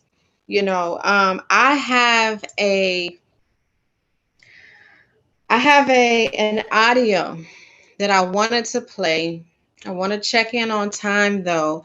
It's about 23 minutes of a meditation. And it is about cell command therapy. I don't know if there's actually any other warriors, sickle cell warriors tuning in. There might be on Facebook, there might be on YouTube. So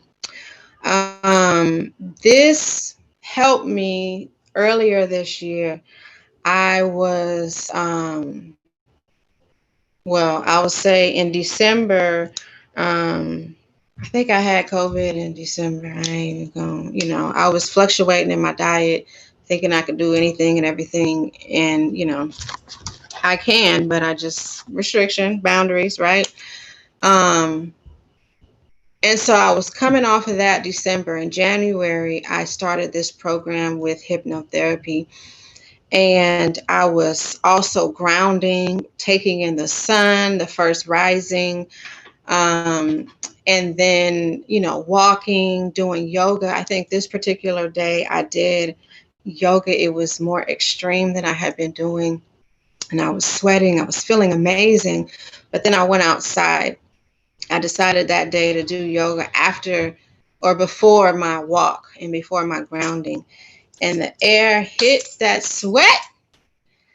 And oh man, it was just pain, pain, pain, right? So I'm learning and I'm taking this course on hypnotherapy, and it is the course is cell command therapy. And I was literally able to, without even going back into listening to it, but I was able to um, walk myself back home, talking to my cells, each individual cell, my cells as a whole in my body, and just how powerful it was. I proceeded to not go to the narcotics, but to make myself, my teas, my sarsaparilla, my dandelion, my ginger, and my sea moss, and make that, drink it, make another cup, drink it, and lay down. And I'm just talking to myself, um, and dissipate what would have been, I kid you not, I would have gone to the hospital off the pain that I was initially feeling. But that course, the recording that I'm going to let everyone listen to, this is not just for disease. This is for everyone. We are, our heart is like, our soul is here. We feel stuff here on our gut too, but this is queen, this is warrior, so I have to guide the warrior. If I don't guide the warrior is just running amok everywhere, slaying all types of things with their sickle shaped slayer. For anyone with or without sickle cell, that's just what's going to happen. It's like she kind of goes into it on the video about children. Like, if we don't lay out the boundaries, then things will just unfold, right? So, um, we good on time, y'all? Can I play this? I think this is like life changing.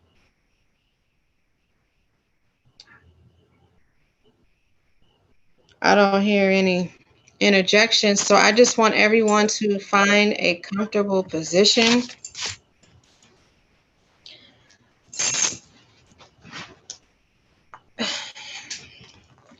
and just be ready to take a trip. Don't be worried about get out, the stirring of the teacup. This is not that. You are, aware. This is just subconsciously what's getting in and seeping in is healing. So, 1, 2, 3, 3, 2, 1, go.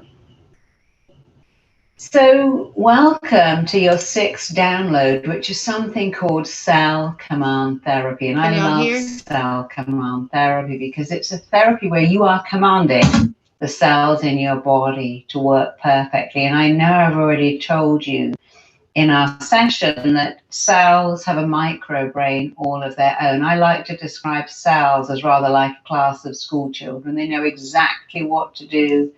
They know exactly how to do it, but unless you command them and instruct them, they quite like to run riot.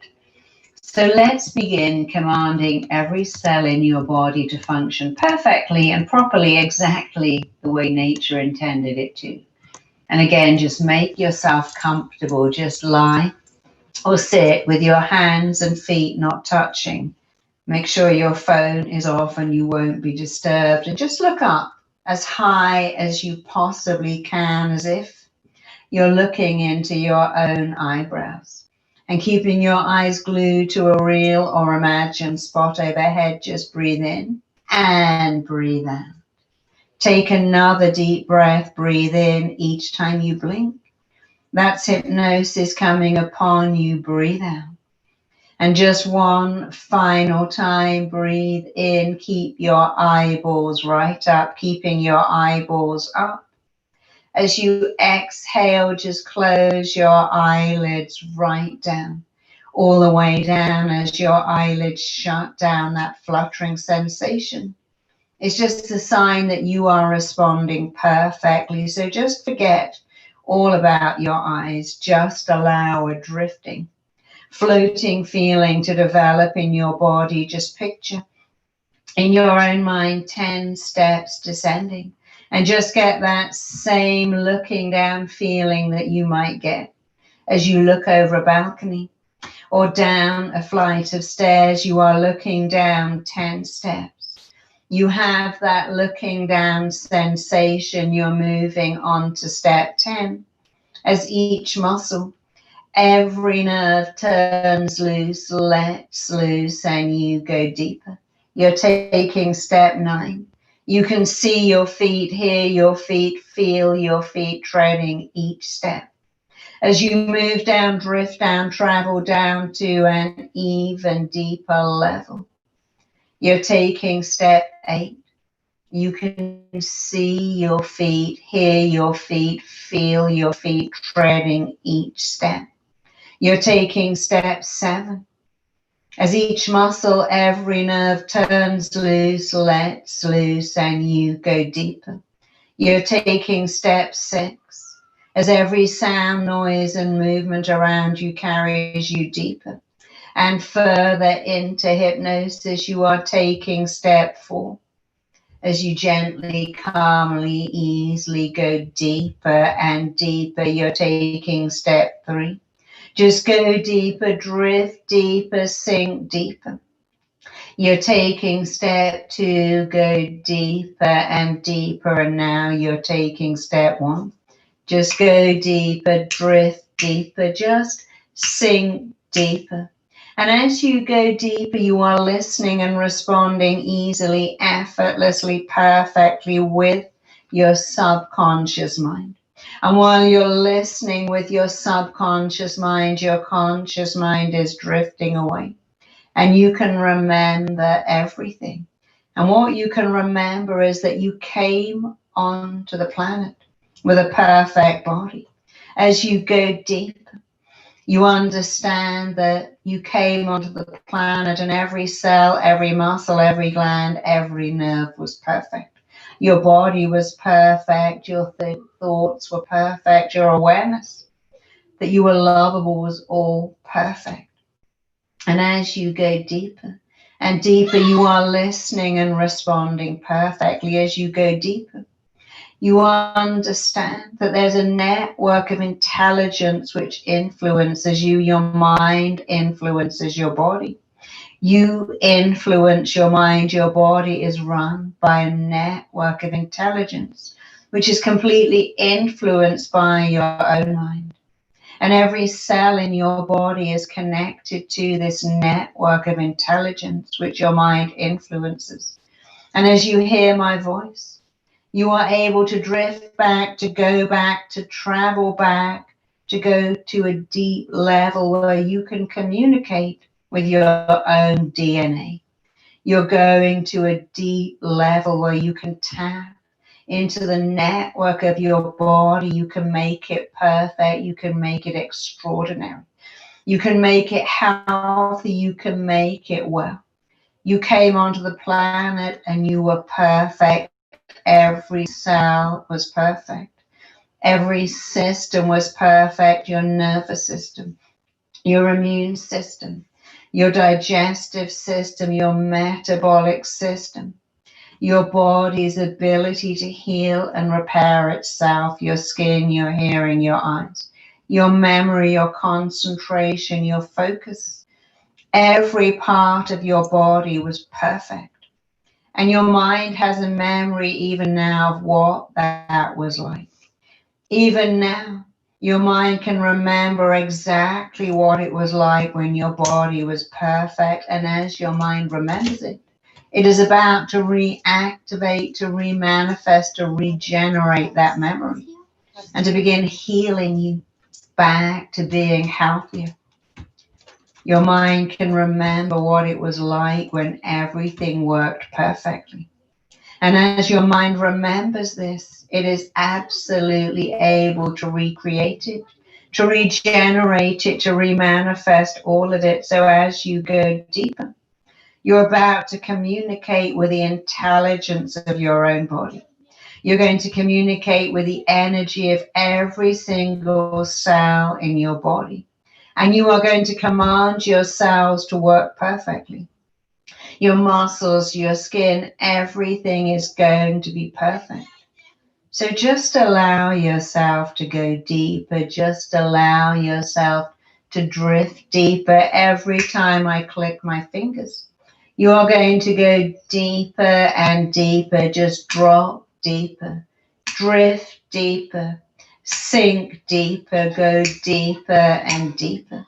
And of course, even though you're going deeper, you also understand that depth of trance is not linked to results. You can be extraordinarily deep. You can be in a very light trance. Either way, you will get phenomenal results. So just go deeper. And as you go deeper, I want you to think about what it is that you most want to heal.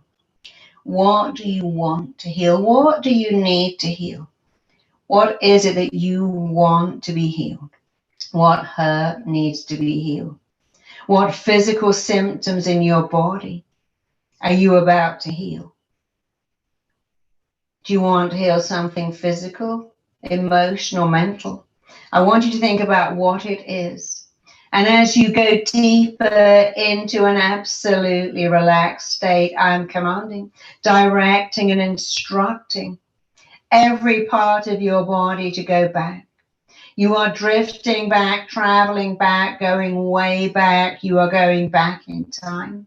It's like you're in a time tunnel being pulled back, drawn back. You are going further and further back. You are going right back. Your body is going back to its original imprint and coding.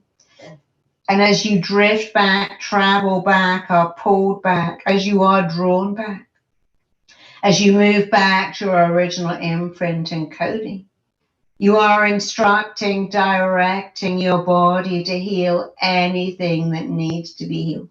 You are directing, commanding, and instructing your body to heal anything that needs to be healed, to perfect anything that needs to be perfected, to repair anything that needs to be repaired. And every time I use the word command, every time I say I command you, I direct you, you will sink deeper, go deeper. So right now I'm commanding, I'm instructing, I'm directing every cell, every nerve, every gland of your body to go back, back, back, way back to its original coding, back to its perfect template, back, so that you function perfectly, exactly as nature intended you to. I'm commanding, instructing, directing every cell, every nerve, every gland of your body to go back, drift back, travel back. Go back so that you are able to function perfectly, exactly as nature wanted you to.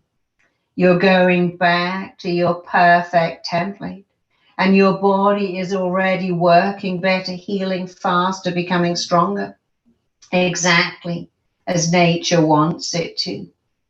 Every time I repeat these commanding words and use this commanding voice, you just go deeper.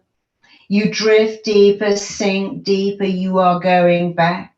I'm commanding you, instructing you, directing your mind, directing your body, directing your psyche to go back to your original coding and to function more perfectly, to be well, to be strong, to be healthy, and to be happy. Every cell in your body has a micro brain. Every cell has its own miniature brain. You see, you have a brain in your mind, but you also have a brain in your gut. Doctors call the gut the second brain. Every cell of your body has a micro brain, and all of your cells can be programmed, conditioned, compelled, commanded to work perfectly, to behave perfectly.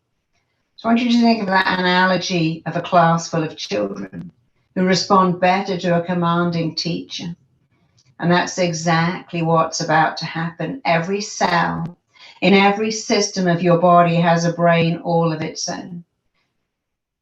And as I command you, you can command your body with me. So together, we're commanding, directing, instructing your cells to function perfectly, properly, healthily, exactly as nature intended them to. Your brilliant subconscious mind is remembering that you came onto the planet as a perfect baby, as a perfect person, as a perfect human being. Your immune system was perfect. Your skeletal muscular system was perfect. Your heart and lungs were perfect. Your nervous system was perfect. Your digestion was perfect. Your metabolic rate was perfect, but also your self-esteem was perfect. Your awareness of yourself was perfect. You knew that you were meant to be on the planet. You knew that you mattered. You knew that you were lovable.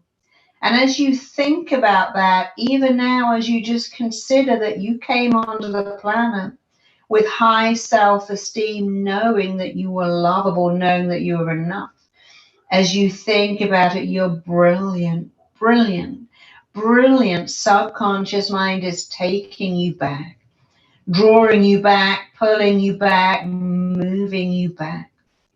It is moving you back so that you can remember you came onto this planet and you were perfect in every way, physically, mentally, emotionally. You were perfectly lovable and you knew it. And your mind is remembering that right now. As it remembers it, it simultaneously recreates it. You know you are lovable. You are remembering everything that you need to remember. And you are forgetting everything that you need to forget. You're remembering that your mind, body, and psyche are becoming more perfect simply by remembering that you were perfect. You are becoming more perfect all over again because that is available to you now. It will always be available to you.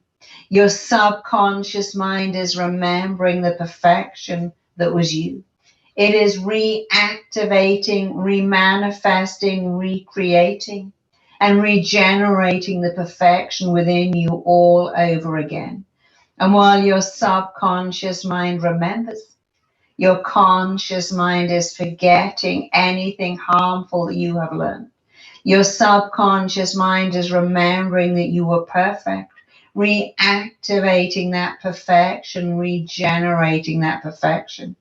And at the same time, your conscious mind is forgetting everything that you need to forget, while you also remember everything that you need to remember. You're remembering that little baby, that little child, that little kid that was you, that was perfect, beautiful, gorgeous, absolutely lovable. You are remembering that perfect little creature that was you. And you were so lovable. And as you remember it, you know that you are just as lovable now and you always will be.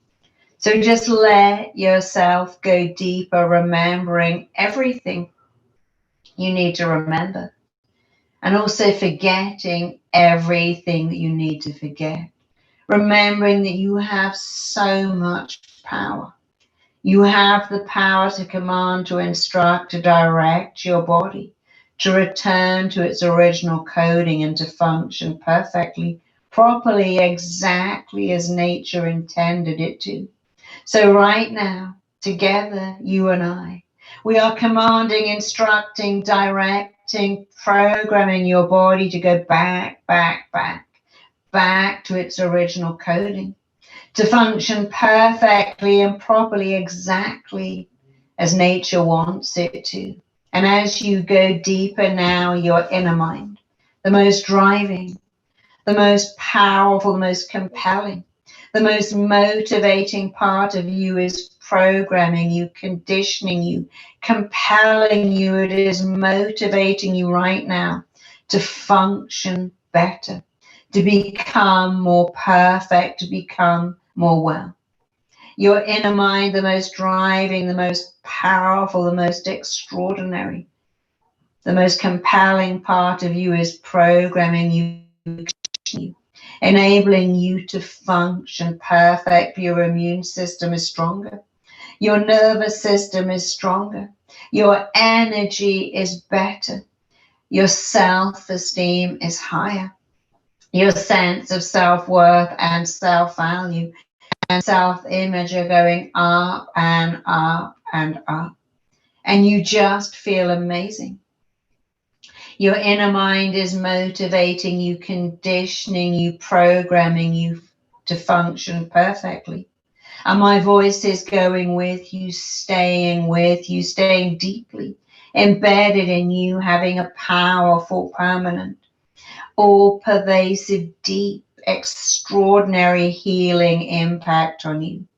And this ability to heal yourself, this extraordinary, powerful, rapid ability to command every cell to heal itself, is having a consistent, a constant, an ever-present impact on you now and always. So much so, this ability to heal yourself is overriding any old issues.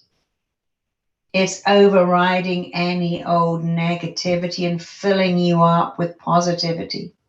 You have a desire, an ability, a drive. You have the motivation, you have the commitment, you have a certainty, an unshakable, unwavering certainty that you are healing yourself right now. And this healing is powerful, this healing is permanent, this healing is all pervasive, this healing is coming from you. You remember I said the placebo, it means the physician that lives in you that can heal anything that needs to be healed.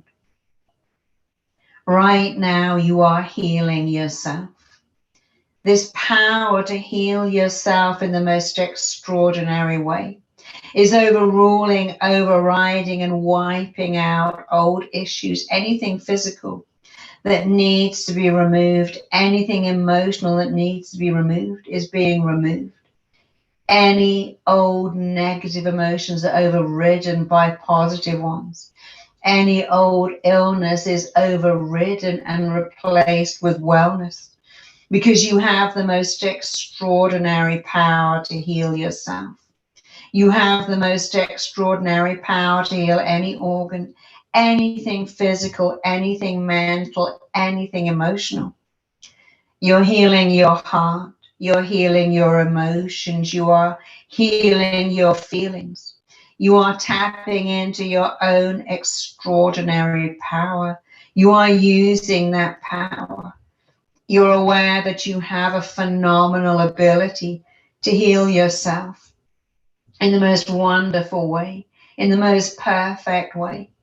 And all you have to do is to think these thoughts, to hear these words, to see these images, to accept these suggestions.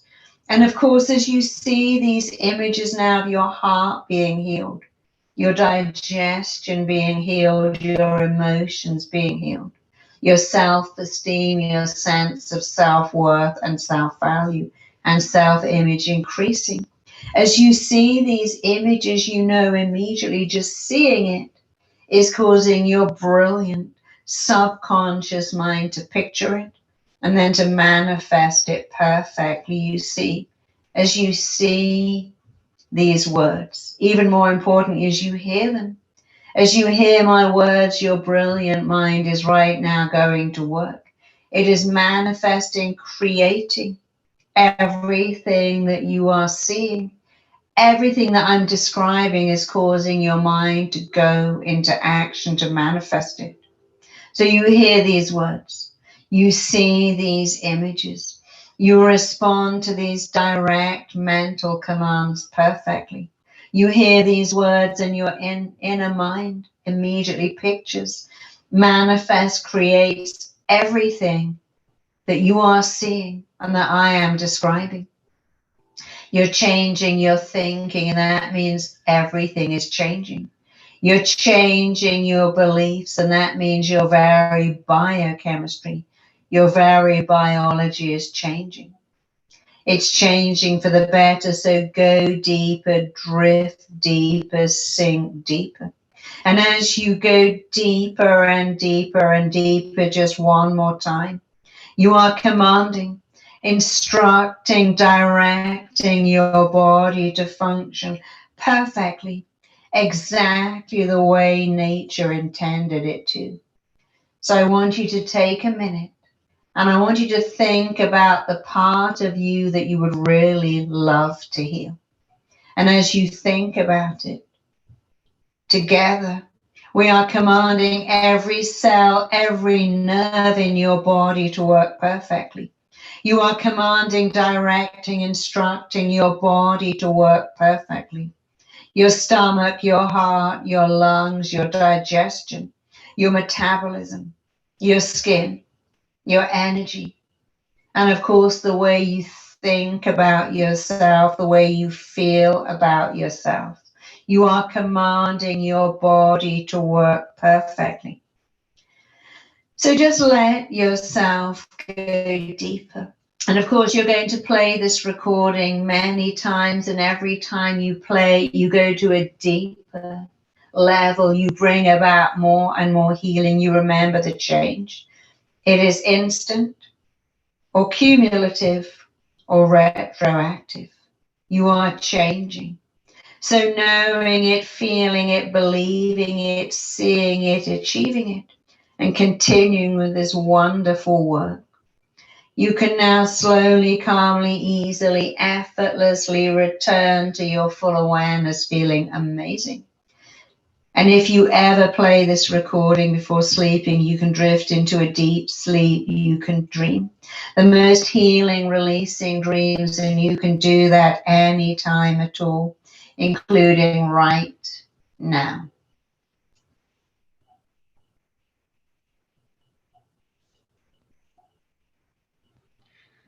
Y'all still here?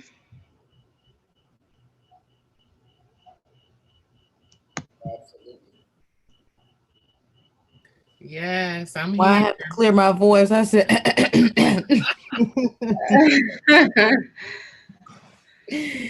yes, thank you. How y'all feeling? I think just the whole thought process of being whole and complete when we arrived and getting back to that perspective, no matter what our challenges are, is really helpful for me. Um,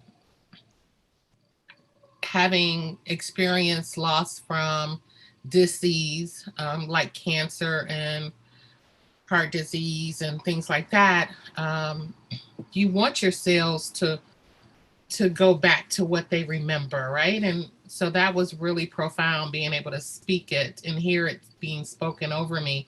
And I was speaking it along with her, that everything is in divine right order. All my cells are just, it was good. It was really, really good. And it didn't feel like 20 minutes at all. Right? It goes by so fast. I even had some interruptions here, so I was able to just jump back in. I have done it before, but thank you for sharing that.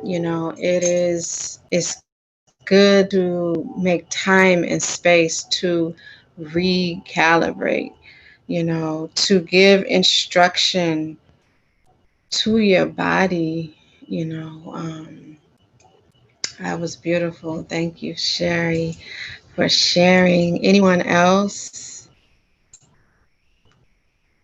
Yeah, I'll just echo, kind of what Sherry was referring to, like that awareness. It's almost like that God awareness. Like, wait a second, I do in my word, right, have the power to cast these beautiful spells all Mm-hmm. over myself, down to the granular of my cells, and to remind yourself that your cells are at the duty of you. And there are times when we feel so separated from our bodies. And this week Mm-hmm. has a great to actualize that I am in communion with my body. And we say, after I say what goes, And we So, say, I love that. so Yes. appreciate that. It's so empowering. Yeah. I know I'm gonna hold on to that and use it as a tool for any moment, really. Yes. That's why I was like, no matter who's on the call, I'm going to play it, because this is like so monumental, and why I'm getting into this work, and why I'm drawn to the cards, and why I'm pushed and compelled to speak about Dr. Sebi, because there are alternatives, you know.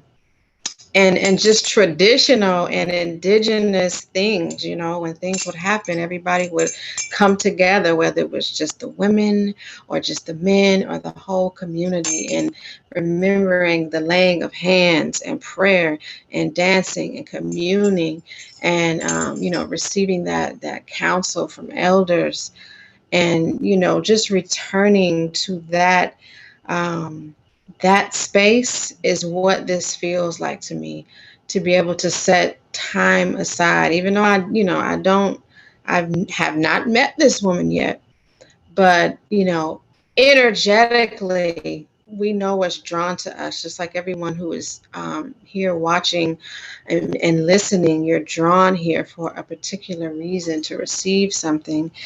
And that's why my advocation is more towards nutrition and just natural ways of healing, getting into that subconscious and telling yourself, like the doctor said, it's not yes we can or yes I can, it's yes I will.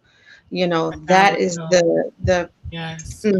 mm-hmm, that's the reprogramming, and we have to remember that, Well, I can because tell you, I just literally, I knew I was like snacking myself to death. I knew that. I knew it. I knew it. And it had become just easy, not wanting mhm, to go to new restaurants or try out restaurants in the midst of the pandemic, not wanting to go out of the house, wanting something really quick mhm, and easy. And I started not feeling well. And the one thing, I had a doctor's appointment by video, and the one thing she said was, you need to put your head over some steaming water with some essential oils. I'm like, you going back to my roots now, to what my mom yep, told me, in order to, clear and cleanse my lungs and help my breathing and my digestion. All of that was, connected to how I was breathing in air. Wow. yes, So yeah, I will do better in October. To starting tomorrow, I'm snacking tonight. Starting tomorrow, I'm, going to do yes. better, and I will do better. Ashe, Ashe. I told you it's the seven of hearts day. It's no judgment, Judgment. at all, but just knowing the information and doing our best at each moment, is what we are, our best at each moment. Um, Tomorrow starts a new energy, Queen of Diamonds energy, and we're being called to lead. How am I doing on time? I know it's from, I said 6 to 8, but I thought I saw somewhere that was a little bit longer. I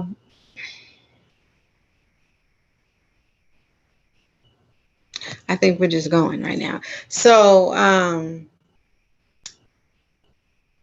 yeah, the nature is so powerful. Being able to get to the water, whatever kind of water, being able to get in the trees, get in the forest, hugging a tree. It's like, what is that? But that's just that's where we come from.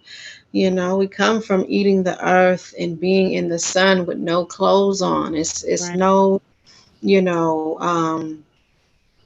I don't even know the word they use, but none of that going on with less clothing. Is so that you can fully absorb the sun and the minerals. That's why you see, Shaka Zulu slim and cut and ready to go. He got that sun on his body. It's not, it's so important to absorb that. The air, like this is all our nutrition, you know. I'm looking out right now, and, I was so happy that we had gotten past the smoke in the air and the fires. I'm looking out at the full moon right now, and it's red. It is. Mm-hmm. I can't see it from this direction. I gotta go Orange. outside. Wow. So I just feel like now is the time for me, and at the age I am, to really take control of my health and take control beyond a diet, but really maximize my health and my strength, and to eat I like that and should. to live like that. And I wish, I always look at videos where I see tribal dancing, and I'm looking forward to having that. Laura and I talk about that all the time, being able to move around and move our bodies and express Mm-hmm. ourselves like that. And I always feel healed after dancing. I always feel healed. Mm-hmm. I always feel healed with drumming, African drumming. I feel healed. So I know that there's a connection to my health, to I should. what we're missing from our tribal knowledge. I should. I should. Absolutely. Um, absolutely. I think that's beautiful. I think it's the perfect segue into a smidge of yoga. And I would love if everyone could do it with me. It's just two poses. It's warrior pose, to lead us into Warrior Woman, the song, where we can get up and dance and move our bodies to whatever capacity we are. But the movement of blood is the movement of life. The movement of blood is the movement of life. So if we're not moving, if we're feeling stagnated in our mind, it's because we're not moving. We're not moving enough. And I experienced that today. There's so much going on this week. It's super busy, but I got outside in the sun and I just started doing my hula hoop and just, whoo, working it out, just moving it. And I felt so much better. So I'm going to have everyone get up. Oh gosh, if I can. Okay, there we go.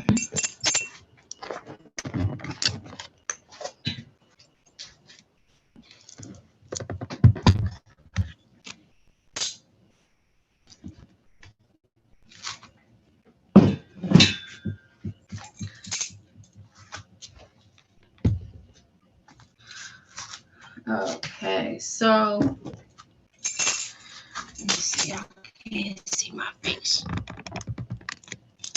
So we're gonna do warrior pose, like I said, but as we're doing it, because remember we're incorporating our mind and our body. The mind can drift. So let's focus on one thing we want to slay. We want to be a warrior about. One thing that we want to focus on. One thing that we just want to, use our machetes and just chop away at. What is that thing? It could be something to grow into or something to release. So keep that thing and that thought on your mind as we're doing this. And we're going to start in let me see, take it back down. Actually, before we go on the warrior, we can just do a quick inhale and exhale. Inhale and exhale.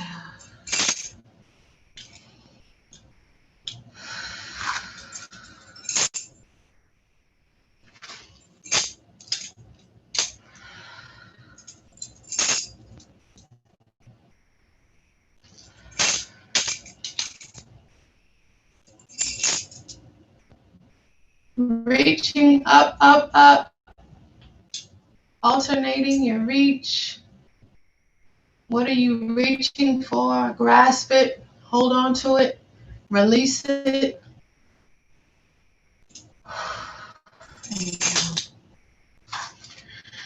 Now we're gonna get on all fours. Let me see, am I still in the camera? Yes. And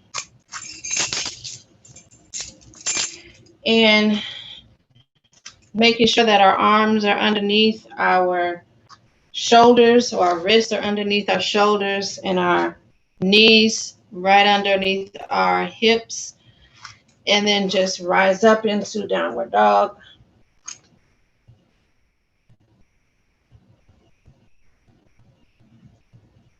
Letting the shoulders open up. Breathing, as you're breathing, you're releasing. As you're releasing, you're gaining more in depth in your posture and your stretch. And then we're going to bring our right foot forward to our hands. Still working on that move. And rising up. Your right foot. Okay, now I can see. Your right foot is facing forward, and your left is turned out slightly.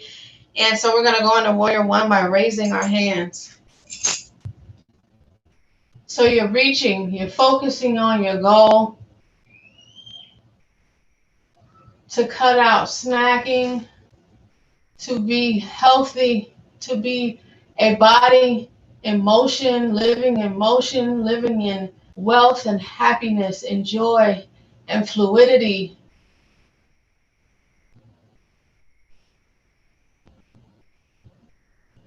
And releasing.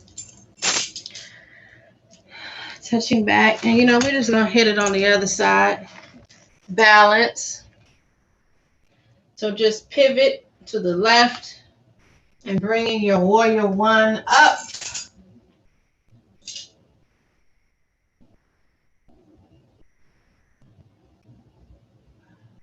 Can you see your goal?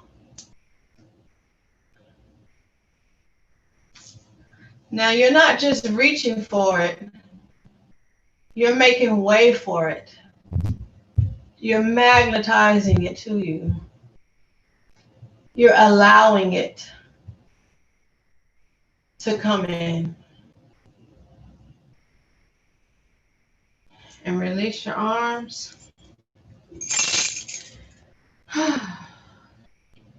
From here, because of time, we're just going to go into Warrior Two. Opening our arms. Now, because we're still on the, left foot forward, we're going to look left and open our hearts, our chest, and allowing, try to get that other arm up. There you go. And looking at what it is we are capturing. You have your eye on it. You're like Ochosi, or that hunter in the woods, and you're just tracking it. And it's coming closer and closer to you. And you bring your right hand forward over in bow and arrow position. And you pulling and release. Reaching back up, giving thanks to the Most High for your capture.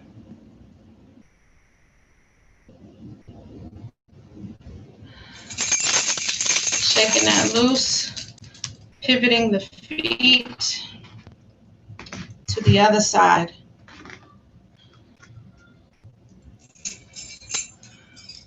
Opening our arms, leaning in, but not allowing our knee to go over our ankle. And we're focused. We are that warrior woman in the woods. And we're here to conquer whatever it is you're here to conquer. Your arms are open, your heart is open, your hips are opening, and you see it. There it is. Pulling your arm up and over, the left arm up and over, getting into bow and arrow position.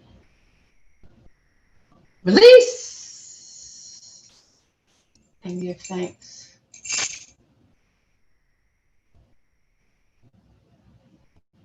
Breathing in that.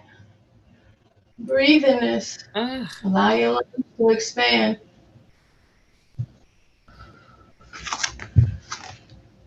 Coming together. My foot that just went away. Thank you.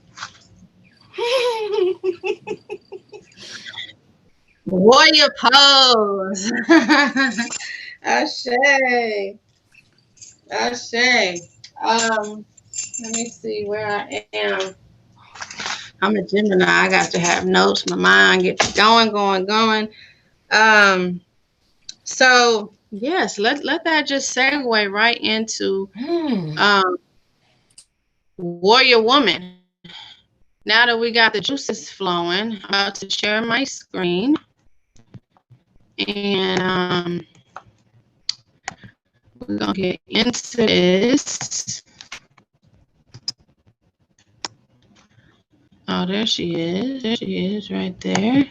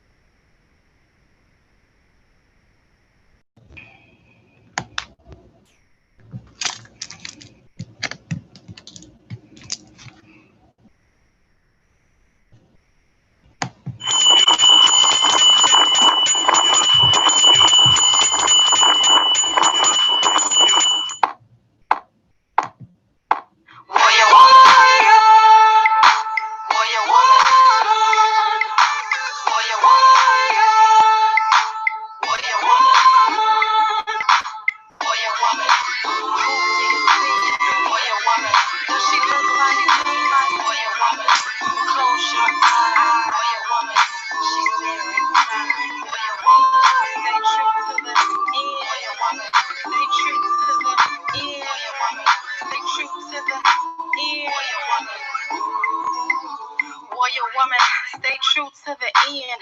Not affected by the naysayers and the trends. Got wounds and battle scars draped in royal garb. They reach but so far. To me it don't come hard. A true believer, truth seeker, mastering the craft, she is never weaker. See a warrior woman play this loud through the speaker. Watch her, regal attitude exudes with every stride. Only walk around with her head held high. Even in the darkest hour, when weak, negating all her power, she still rise and get back on assignments. She will never let her time in before she shine a diamond. Must see all dreams come to fruition. Stands tall, never in a compromised position. And when I'm on the mic, there is no competition. Warrior, warrior, warrior, warrior, warrior, warrior, warrior, warrior. Warrior woman, who do you see? Warrior woman, does she look like me? Warrior woman, close your eyes. Warrior woman, she's there inside. Warrior woman, stay true to the end. Warrior woman, stay true to the end. Warrior woman, stay true to the end. Warrior woman. A born leader, when I lead a battle, I gotta beat her. Successor, I accept nothing lesser. Don't be fooled by mass deception. Victory always comes with a valuable lesson. Keep them guessing. Captivated is your mind. She's alluring all the time. Intriguing, hard to find. So much mystery in her eyes. Body of a goddess. She's more than her hips and her thighs. She's divinely favored because she's an obedient servant. She has no regrets about the path that's been chosen. From the roughest winds to the calmest waters, child of a scholar, the untamed middle daughter, never shy from winning. Every decision executed with precision. She rock a crown in silence, a boisterous, a true warrior woman. She reigned victorious. Warrior, warrior, warrior, woman, warrior, warrior, warrior, woman, warrior, woman. Warrior woman, does she look like me? Warrior woman, close your eyes. Warrior woman, she's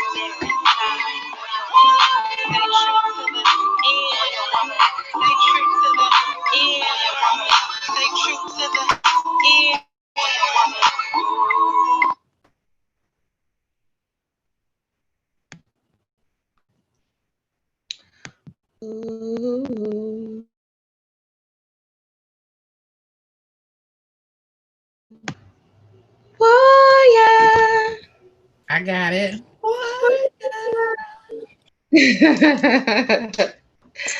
Yes, I'm calling on you. Yes.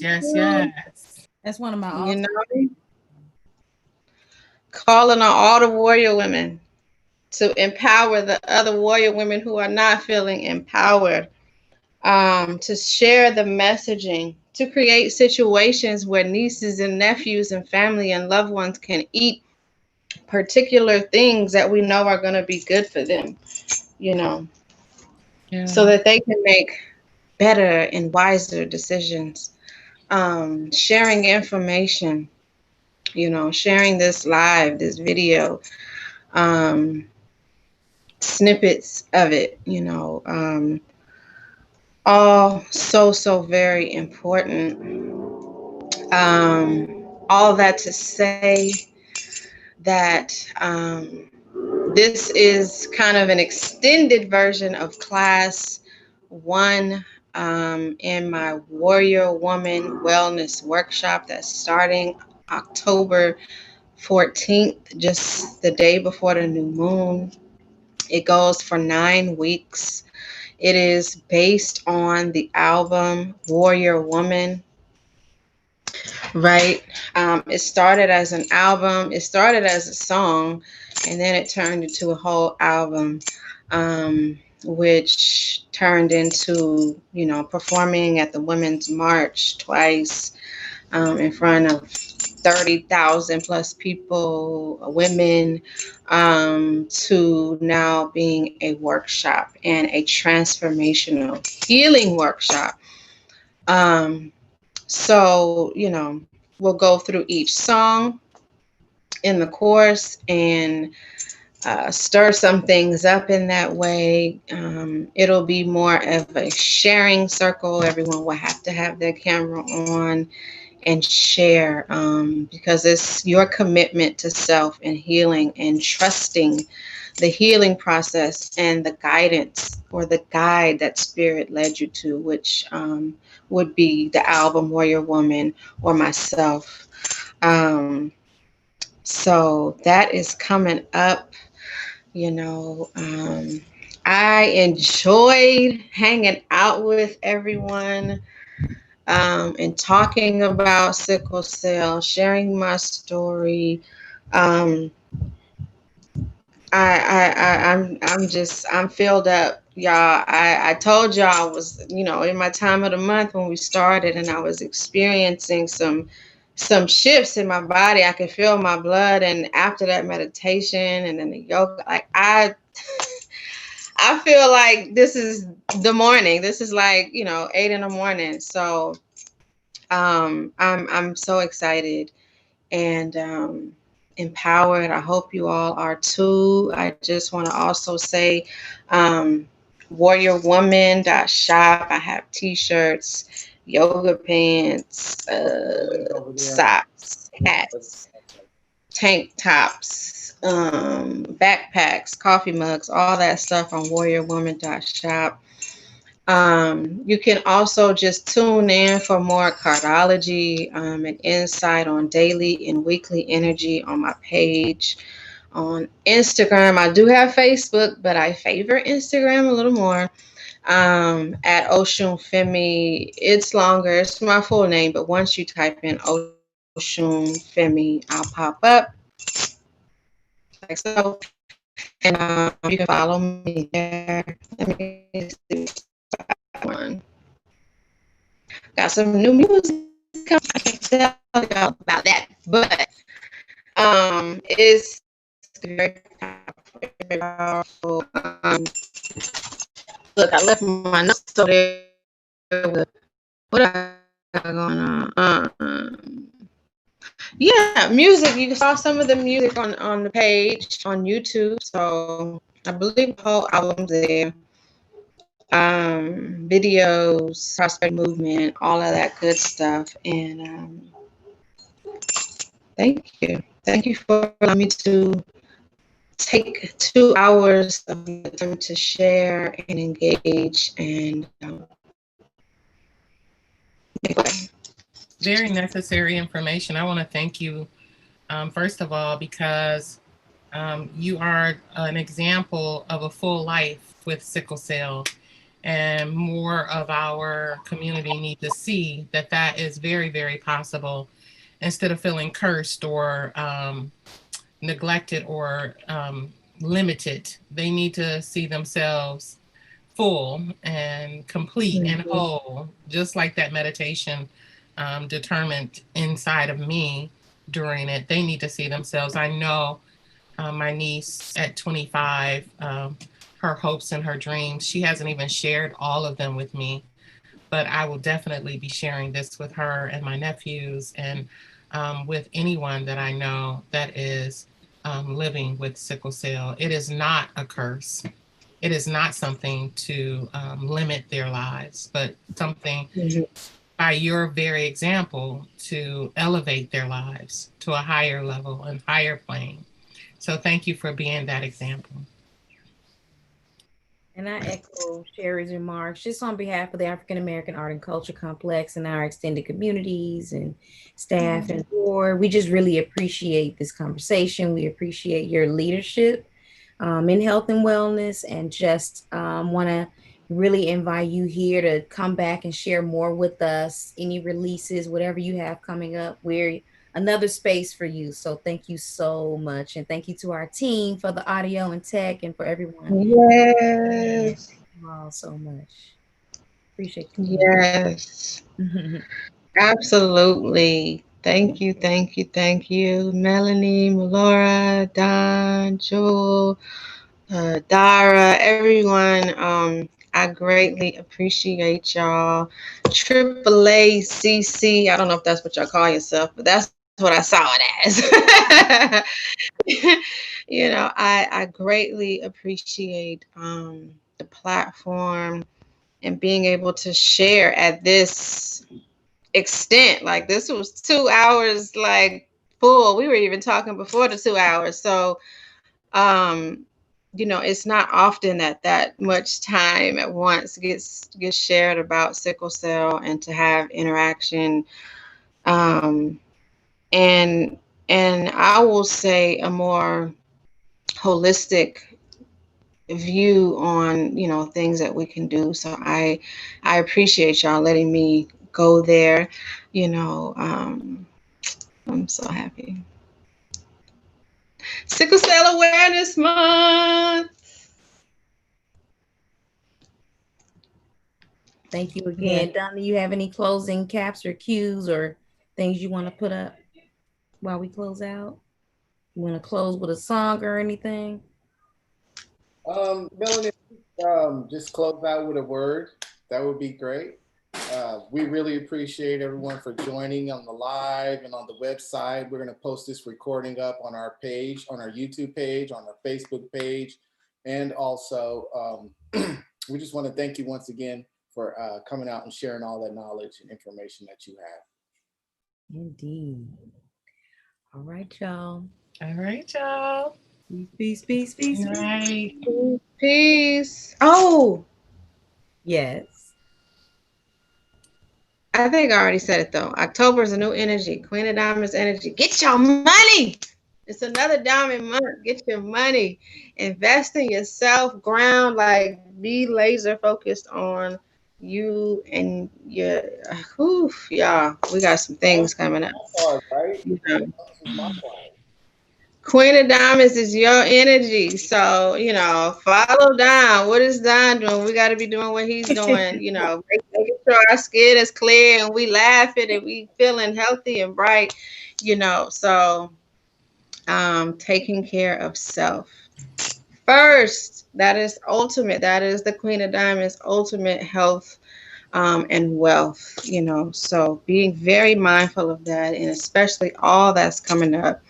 All the astrology, you want to be kind of have your, your blinders on a little bit to just focus on you and what you are here to do, your purpose.